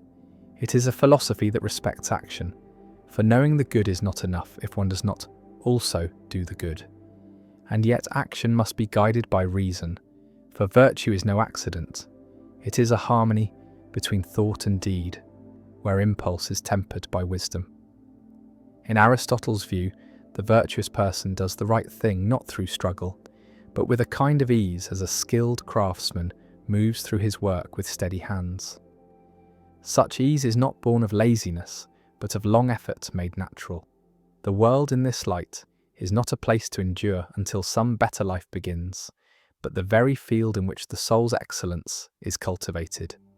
Every encounter, every challenge, every moment of choice is an opportunity to strengthen the fibre of one's being. And so, the good life is not defined by wealth, power, or comfort, but by the steady accumulation of virtues, until the self stands as a well-built structure, able to weather the winds of fortune without collapse. In this way, happiness is not a prize, but the natural radiance of a well-shaped soul, a light that does not flicker with the passing of days. The candle's flame bends slightly in a whisper of unseen air, and one is reminded that balance, like virtue, is not stillness, but a constant adjustment, a living alignment with the good. Now let us turn to the thought of Descartes and the words that have echoed through centuries. Cogito ergo sum, I think therefore I am. It is a phrase born not from pride, but from doubt so deep it sought to strip away everything that could possibly be questioned, leaving only what could not be denied. Descartes imagined himself sweeping the mind clean of all assumption, pulling away the familiar scaffolding of belief until he stood alone in a vast space where nothing felt certain. Could the senses be trusted? They had deceived before. Could memories be trusted? They could be illusions. Could the body itself be trusted? Perhaps it was a dream, a trick, a fleeting projection. And yet, in the very act of doubting, one thing stood firm. There must be something that doubts. Thought itself became the bedrock, the one point that could not be faked or stolen. If thinking was happening, then something existed to do the thinking. This was not the end of his journey, but the first firm stone on which to build. From here, Descartes sought to rebuild the house of knowledge, brick by brick, each step tested for certainty. He wished for clarity, as bright as geometry, truths so undeniable they could support all others. His method was deliberate, patient, as if sharpening a blade to cut away falsehood. And yet, there is something quietly human in the idea that the first certainty we can hold is the awareness of our own awareness, the strange fact that consciousness can turn inward and see itself. In the stillness of night, this feels less like a cold proof and more like a small ember glowing in the dark, a reminder that no matter how uncertain the world becomes, the flame of thought still burns.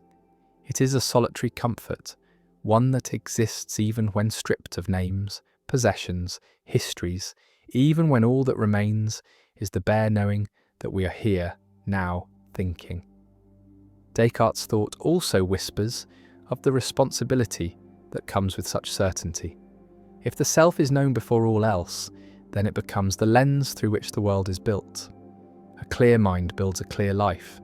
A mind clouded with haste or fear builds a world that feels the same. To begin with I think is also to admit that the quality of thought matters, that the architecture of our inner world shapes the outer. The candle beside him might flicker, casting shifting shadows, but the fact of its light is undeniable. So too is the mind.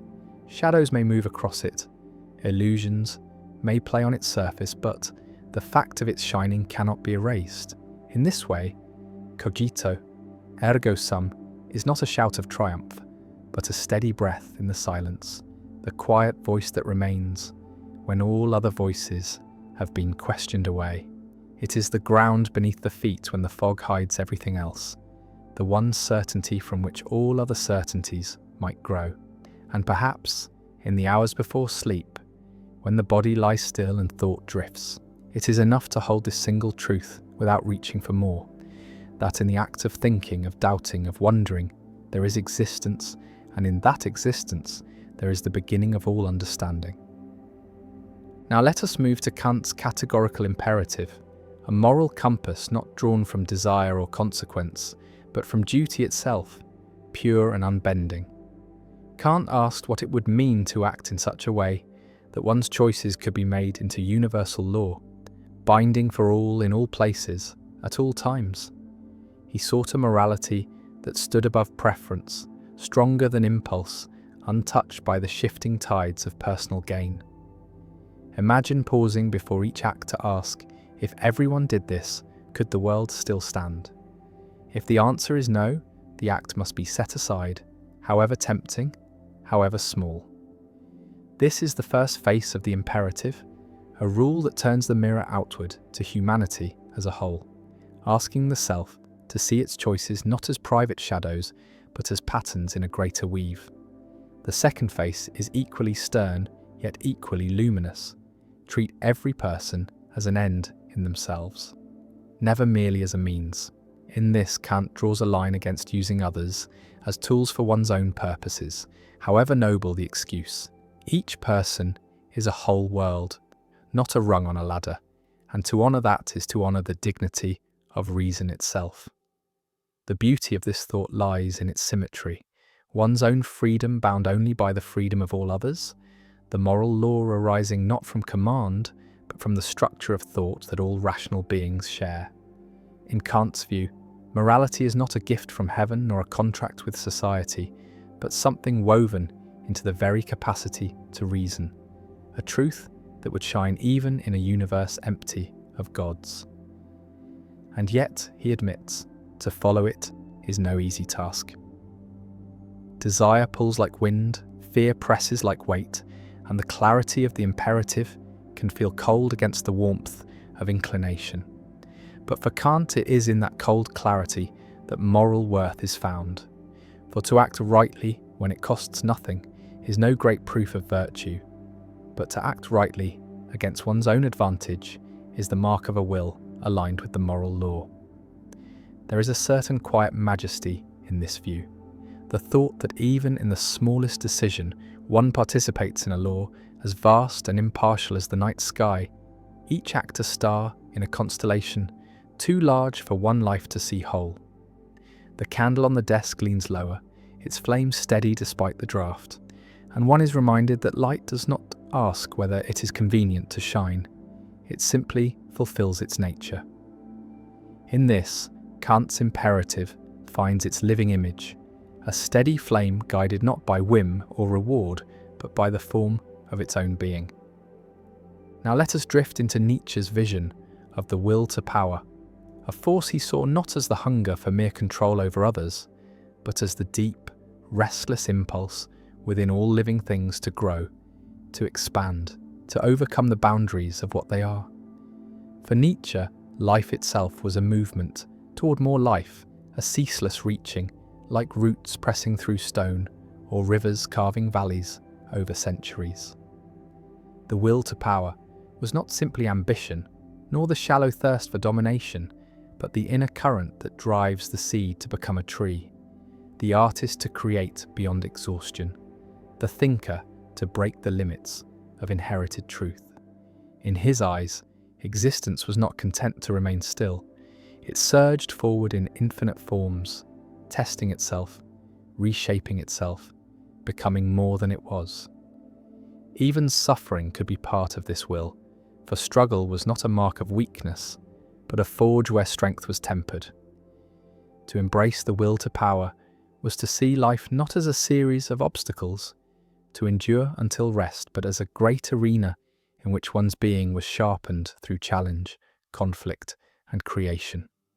He warned against the life lived too safely, for in the shelter from hardship, the will could wither, becoming timid and pale. Better, he thought, to step into the storm and find in it the raw material from which to build oneself anew. It was this idea that fed his vision of the Übermensch, the one who creates their own values, standing beyond the dictates of the herd, shaping a self as an artist shapes stone, not with submission, but with the courage to carve. Such a life was not without cost. It demanded the abandonment of illusions that comfort but weaken, the acceptance that meaning is not given but made. Yet in this creation, the will to power finds its highest form, not in ruling over others, but in ruling over the self, in mastering the chaos within and turning it toward a work of art that is one's own existence.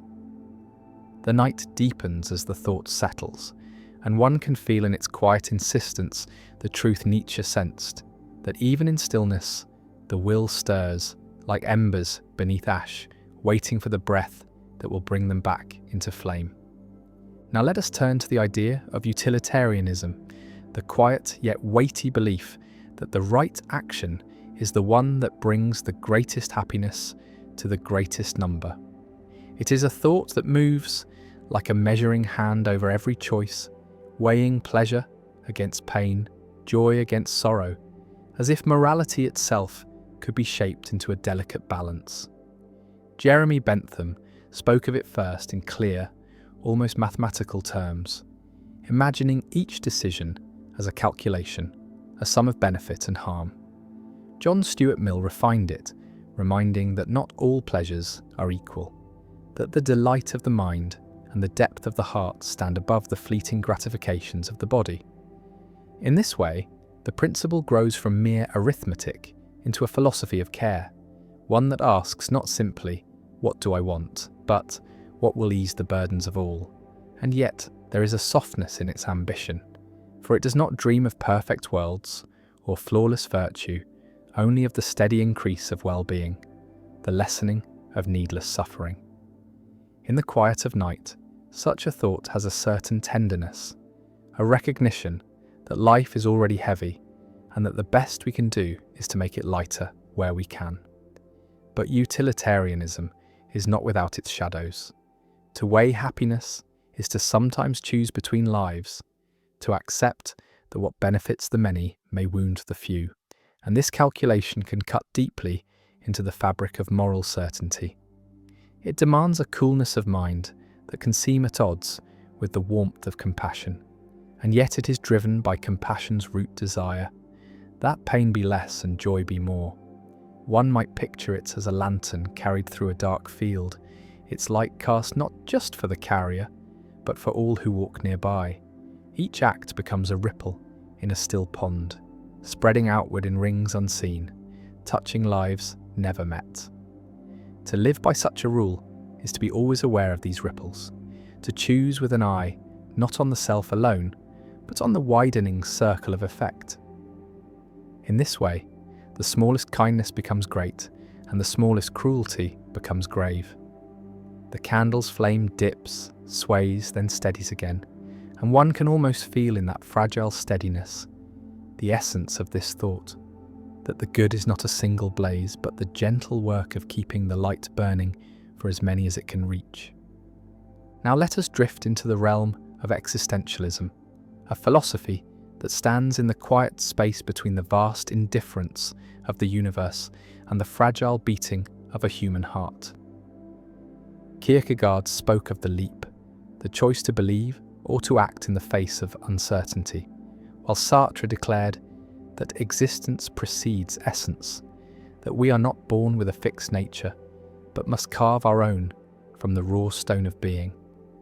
In this vision, there is no script, no eternal blueprint waiting to be discovered, only the open field of freedom, both exhilarating and heavy with the weight of responsibility.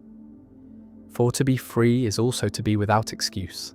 Every choice, even the refusal to choose, shapes the meaning of one's life. Camus saw this clearly in the figure of Sisyphus, condemned to push the boulder without end, yet free to find joy in the act itself, to turn the burden into a form of defiance. In existentialism, the meaning of life is not given but made, shaped moment by moment in the furnace of decision. It is a philosophy that does not shy from the darkness. It asks us to stand within it and light our own small flame, knowing it may be the only one. This freedom can be dizzying, for the mind longs for certainty, for a map, for a guiding star that will not fade. Yet existentialism whispers that no such star is fixed, that we must chart the heavens ourselves, and that in doing so we become the cartographers of our own reality. Even despair in this light can be transformed, for when nothing is predetermined, every step becomes a declaration, every act a creation. The candle on the table burns without asking why. Its purpose is found in the burning itself. So too with life. Its meaning may be nothing more than the living of it, and yet in that simple truth lies a strange and unshakable dignity. To live without guarantees is to walk a path that is fully one's own, and in that ownership there is both solitude and strength. Perhaps this is why, in the quiet hours, existentialism feels less like a burden and more like a permission, the permission to be, to choose, to shape, and to stand as the sole author of one's fleeting but luminous story. Now let us move into the idea of the social contract, the quiet yet binding thread that weaves individuals into the fabric of a society. Hobbes spoke of a world before such a contract, a state of nature where life, though free, was solitary, poor, nasty, brutish, and short, where each lived by strength or cunning, and safety was a fragile dream. To escape this chaos, people, he said, surrendered certain freedoms, placing them in the hands of a sovereign power in exchange for order and protection. Locke's vision was gentler, imagining the contract as a guardian of life, liberty, and property, with the right to replace rulers who broke its trust. Rousseau heard another note entirely, speaking of the general will, the shared interest that rises above individual desires, the possibility of a collective self that acts not to oppress but to free. In each telling, the contract is not a paper in a drawer, but a living agreement, renewed in every act of cooperation, every law obeyed or challenged, every moment where self-interest bends toward the common good. It is unseen yet everywhere, shaping the streets we walk, the words we speak, the trust with which we open our doors at night. Without it, the world would return to the scattered silence of fear, where each step must be guarded and every stranger is a threat. Yet with it comes the weight of obligation, for to be part of a society is to bear the responsibility of maintaining its justice, to give as well as to take, to remember that rights are not solitary possessions, but shared inheritances. The candle burns lower, its light touching the edges of the room, and one feels in that circle the shape of the contract itself, an agreement to keep the flame alive so that all may see. But contracts, like flames, are delicate. They require care, they demand the tending of truth, the protection of fairness, the vigilance against those who would twist the common good to private ends. And so, to honour the social contract is not only to live within its safety, but to guard its spirit, to ensure that the promise made long ago in silence still holds in the lives of those who have never spoken it aloud. Now let us wander into the ancient current of the Tao, the way, the quiet path spoken of in the old verses of Lao Tzu, a path not built but discovered, not forced but followed. The Tao is the rhythm beneath all rhythms, the flowing order that needs no command, the movement of clouds and rivers, the unfurling of leaves, the turning of the seasons, all in harmony, without hurry. To walk with the Tao is to let go of the restless urge to control, to see that the world shapes itself without the heavy hand of constant interference. The sages called this Wu Wei, effortless action. Not idleness, but the art of doing in a way that does not fight the current. It is the tree bending in the wind rather than breaking, the stream finding its way, a round stone without force. The Tao is not a destination, but the living present. Not a doctrine, but the quiet awareness that each moment holds its own completeness. It asks no oaths, no declarations, only the soft attentiveness that notices the pattern already unfolding. One who follows the Tao is like water, yielding yet unstoppable, clear yet deep, seeking the low places others avoid, nourishing without demanding. This way of being does not deny desire, but it does not cling to it. It does not refuse action, but it does not wrestle with it. In this light, ambition is not abandoned, but transformed, becoming less about climbing and more about flowing, less about conquest and more about harmony. The candle flickers with a small shift in the air, its flame swaying but not going out. A small lesson in the Tao itself, movement without loss, change without destruction. To understand the Tao is to see that control is an illusion, that the greatest strength often lies in yielding, that the world's deepest wisdom moves quietly, without announcement, shaping mountains and lives alike in its patient course. And so the way is always here, as near as the breath, as silent as the stars, waiting only for the stillness in which it can be heard. Now let us drift into David Hume's quiet yet unsettling thought, the problem of induction, a gentle unthreading of the trust we place in the patterns of the world. From childhood, we are taught to expect that the sun will rise tomorrow because it rose today, that bread will nourish because it always has, that dropped stones will fall because they always do. But Hume asked, How can we truly know this? We have seen these patterns repeat, yes, but repetition is not proof. We believe the future will mirror the past, not because of reason, but because of habit. A habit so deep it feels like certainty. We watch cause and effect as though they are bound together by necessity, yet what we actually see is only one thing following another, again and again, until the mind weaves its own invisible thread between them. We never witness the binding itself, only the sequence, only the rhythm. In this way, our confidence in tomorrow rests on an assumption we cannot prove, and yet cannot live without. Hume did not mean to strip the world of trust, but to show that our trust is a creature of the mind, not the logic of the universe. This thought can feel like standing at the edge of a vast plain at night, knowing the path forward is only lit by the small lantern of memory, and the rest is darkness we simply step into, believing the ground will still be there.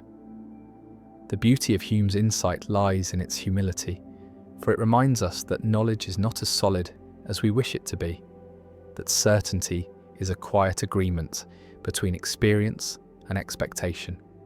Even the candle beside us burns with the same illusion. We expect it will keep burning in the next moment, but this is only because it has burned in the last. Perhaps it will, perhaps it won't, but our life moves forward as though it must. In this space between proof and habit, between knowledge and trust, Hume leaves us not with despair, but with the awareness that the mind's faith in the future is one of its most fragile and necessary acts. Now let us wander into the old and tempting vision of hedonism, the belief that pleasure is the highest good, that the measure of a life is found in the fullness of its delights. To the ancient Greeks, it was not a call to endless indulgence, but a search for the truest forms of happiness, the kind that endure rather than vanish in the aftertaste of excess. Epicurus spoke of it as the art of seeking pleasure wisely, of choosing those joys that do not bring pain in their shadow, of cultivating the simple satisfactions that need no wealth or conquest to sustain them. For him, bread and water could be a feast if taken with peace of mind, and friendship, quiet and deep, was a treasure greater than gold. In this light, pleasure was not the frantic grasping at sensation, but the gentle shaping of life, to avoid unnecessary suffering, to find contentment in what is near at hand. Yet hedonism holds a mirror to a truth many resist. That pain is the weight we seek to set down, and joy is the lightness we seek to carry. To follow this path is to learn the difference between what pleases in the moment and what nourishes across time, to see that the richest pleasures are often the softest ones, like the warmth of the sun on closed eyelids or the sound of rain against a window. But there is danger here too, for the pursuit of pleasure can so easily drift into a hunger that is never sated, a chasing of peaks that leaves one hollow between them. This is why the wiser hedonists speak of balance, of knowing when to stop, of savouring rather than consuming. The candle burns with a steady glow, giving its light freely but within the limits of its wax. It does not seek to burn faster, for that would be to end itself. So too with pleasure, when it is taken in measure, it sustains; when taken in greed, it destroys. Hedonism, at its truest, is the art of knowing the difference. Now let us move into the deep and endless question of determinism and free will, the tension between the chains of cause and the dream of choice. Determinism whispers that every action, every thought, every breath is the inevitable result of all that came before, that the universe is a vast, unbroken chain stretching backward to the first movement and forward to the last, each link forged by the one before it. In this view, the moment of decision is not a birth but an unfolding, like a seed opening because it must, like the tide rising because it is pulled. If the mind is shaped by genes, by upbringing, by the precise arrangement of atoms and events, then perhaps even the belief in freedom is simply another link in the chain. And yet, against this, the feeling of choice rises like a stubborn flame, the sense of standing at a crossroads, of being able to step left or right, to speak or remain silent, to act or to refrain. Free will insists that within the machinery there is a space, however small, where the self can push against the weight of what has been and make something new. Some see the two not as enemies but as different lights on the same river, that perhaps the current is fixed, yet the way one moves within it is one's own, that freedom may lie not in altering the flow, but in choosing how to meet it. Others suggest that even if all is determined, the experience of choosing is real enough to live by, for a life lived as if one is free is shaped differently than one lived in resignation. The candle on the table burns because the match was struck. The match was struck because the hand moved. The hand moved because of thoughts. The thoughts arose because of other moments, each leading to this small circle of light. Whether this flame was inevitable from the birth of the stars or lit by a free and sudden act may never be known. Perhaps it is in the mystery between these two that human life unfolds, a dance of necessity and possibility, where even if the steps are written, the dancer still moves with grace. Now let us step into the quiet puzzle of the ship of Theseus, an ancient question that drifts between the harbours of identity and change. The story is simple. A ship preserved in honour of a hero is kept seaworthy for centuries by replacing its parts as they decay. First a plank, then a mast, then the sails, until every single piece is new. And so the question arises, when all the original parts are gone, is it still the same ship? At first it feels like a trick of language, but the longer one lingers, the deeper it pulls. For if the ship is not the same, then at what moment did it cease to be itself? Was it when the first plank was replaced or the last? And if it is the same, then what makes it so? The form, the function, the name, or something else entirely? The puzzle grows stranger still when one imagines the discarded pieces gathered and rebuilt into a ship identical to the original. Which then is the true ship of Theseus, the one with the unbroken history or the one made of the original wood? The candle flame quivers slightly, and one realizes that the question is not only about ships but about people, for our bodies too are replaced piece by piece as the years turn, cells dying and being born, memories fading and shifting, beliefs evolving, faces changing. Yet we say without hesitation, I am still myself. Perhaps identity is not the matter from which we are made, but the continuity of the journey, the thread of experience and memory woven through time. Or perhaps we are, like the ship, something that both changes completely and remains somehow whole, our essence not fixed but a living thing, shaped and reshaped by the tides of existence. In this way, the ship of Theseus is less a riddle to be solved than a mirror, quietly reflecting the mystery of what it means to remain oneself while becoming someone new.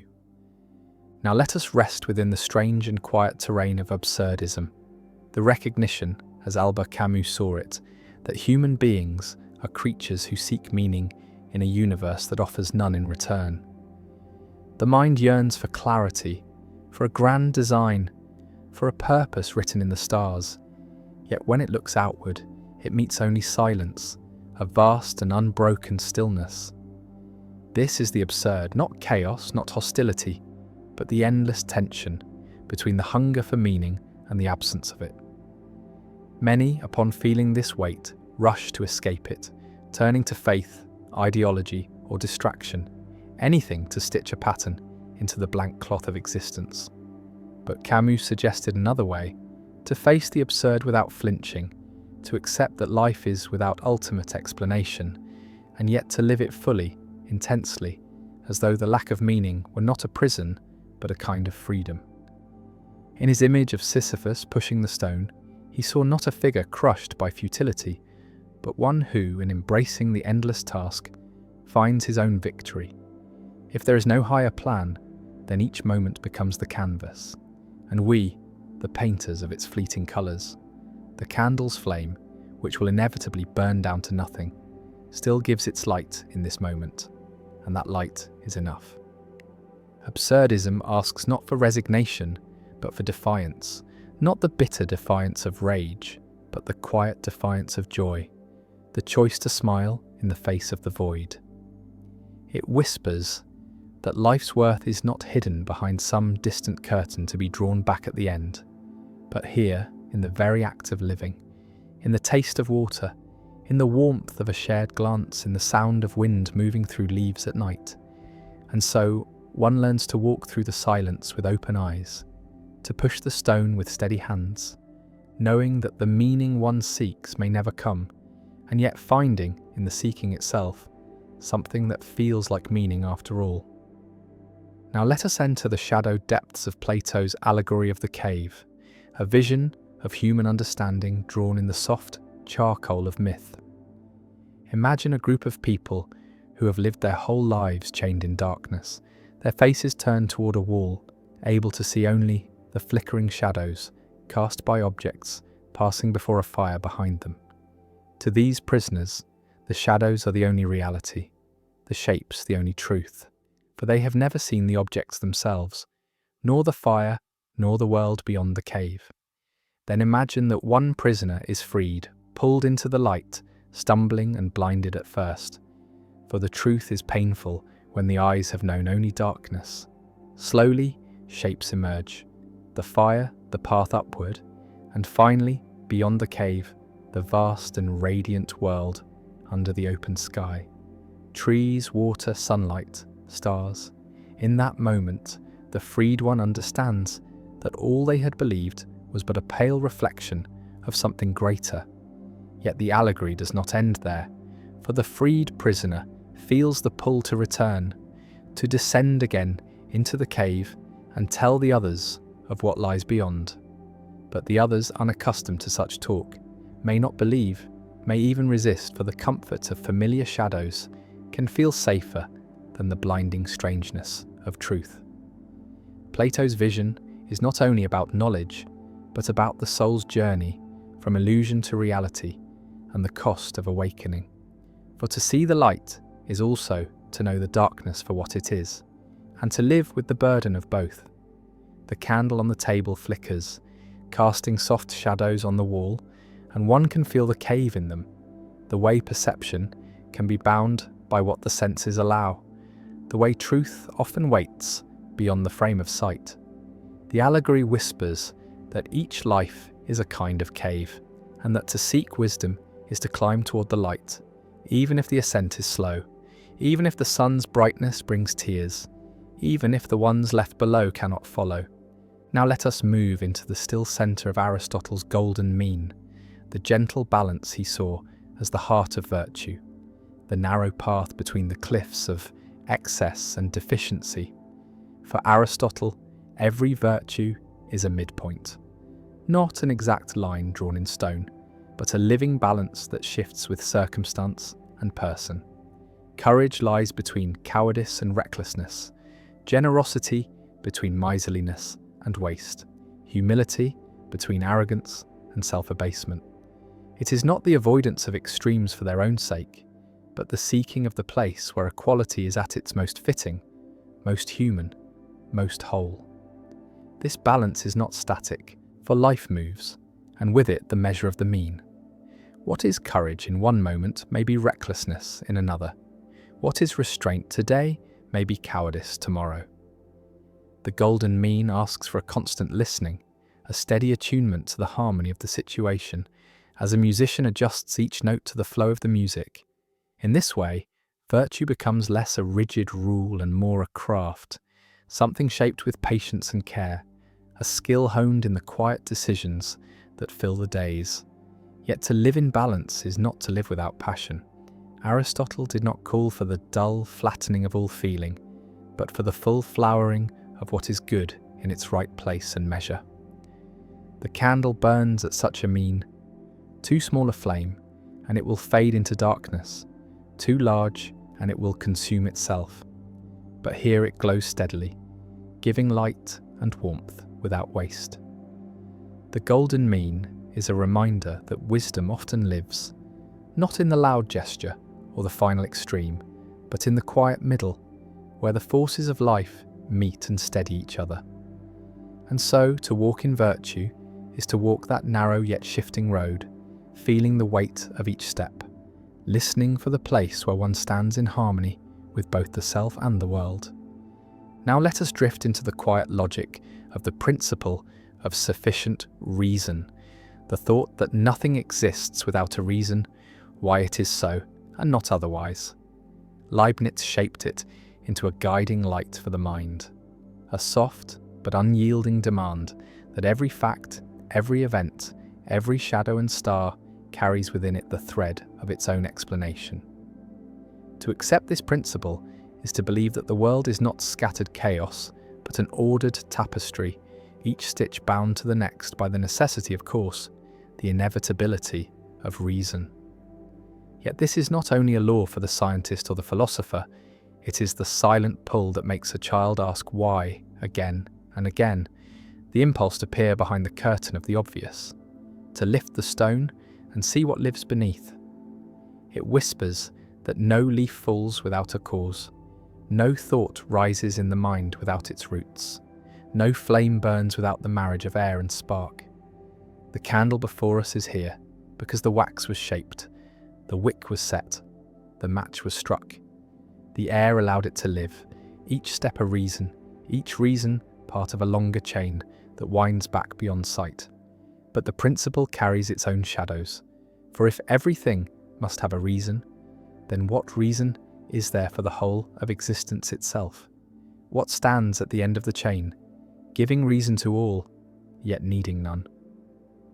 Leibniz answered with the idea of a necessary being, something whose reason for existing lies in its own nature, something that simply is. Others see in this the limits of reason itself, a place where the mind meets the horizon and can go no further. Still, the principle remains a lantern in the dark, guiding thought through the tangled forest of causes, reminding us that to understand is to search for the thread that binds each moment to another, even if in the end that thread disappears into the silence from which all things come. Now let us sink into the shadowed waters of nihilism, the unsettling recognition that life may hold no inherent meaning, no ultimate purpose written into its fabric. The word carries the chill of emptiness, yet its roots lie not in the desire to destroy, but in the willingness to strip away illusions, to stand before the world without the shelter of comforting fictions. Nietzsche spoke of it as both a danger and a beginning. For when the old beliefs crumble, when the foundations that once seemed eternal turn to dust, a vast space opens. Some see in that space only despair, a void into which all values collapse, a darkness in which the self drifts without anchor. Yet others find in it a strange liberation, the freedom to shape meaning rather than receive it, to become the author rather than the subject of life's story. Nihilism does not erase the sun or silence the wind. It changes only the frame in which they're seen. The candle's flame still burns, though it owes its light to nothing beyond itself. And in that self-contained glow, there is a quiet beauty. To live without inherent meaning is not to live without value.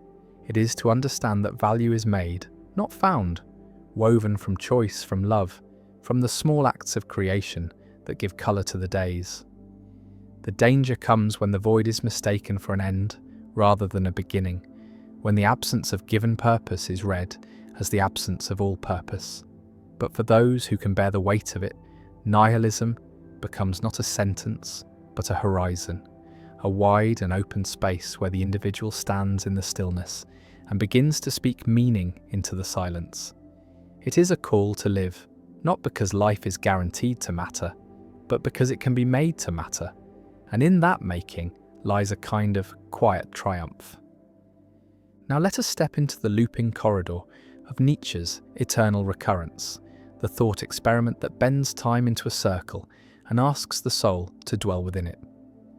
Imagine that one night, in the stillness of solitude, a voice comes to whisper that every moment of life, every breath, every joy and sorrow will return to you again and again, not once, not twice, but endlessly, exactly as it has unfolded before. Each gesture repeated, each word spoken again, each glance, each mistake, each triumph, forever. At first, the thought may feel like a weight, an unbearable burden, the idea that even the smallest pains will be lived not only once but countless times. Yet Nietzsche posed it not as a curse but as a test, a mirror held to the heart to ask, if this were true, could one embrace it? Could one say yes to the totality of existence, to the light and the shadow, the sweetness and the bitterness, as if they were inseparable notes in the same music? To live as though the eternal recurrence were real is to live without reservation, to choose each act as if it were to echo across eternity, to stand before life and affirm it wholly without wishing a single moment away. The candle before us burns with the same silent repetition. Each flicker is both new and the same, a dance of light that will appear and vanish in countless forms, yet always aflame. The idea does not demand belief in a literal cycle. It asks instead whether one can meet life with such depth of acceptance that even if all returned forever, nothing in it would be denied. It is a call to live so completely that time itself, in its endless turning, would become not a prison, but a celebration, a circle one would step into again and again, not in resignation, but in joy.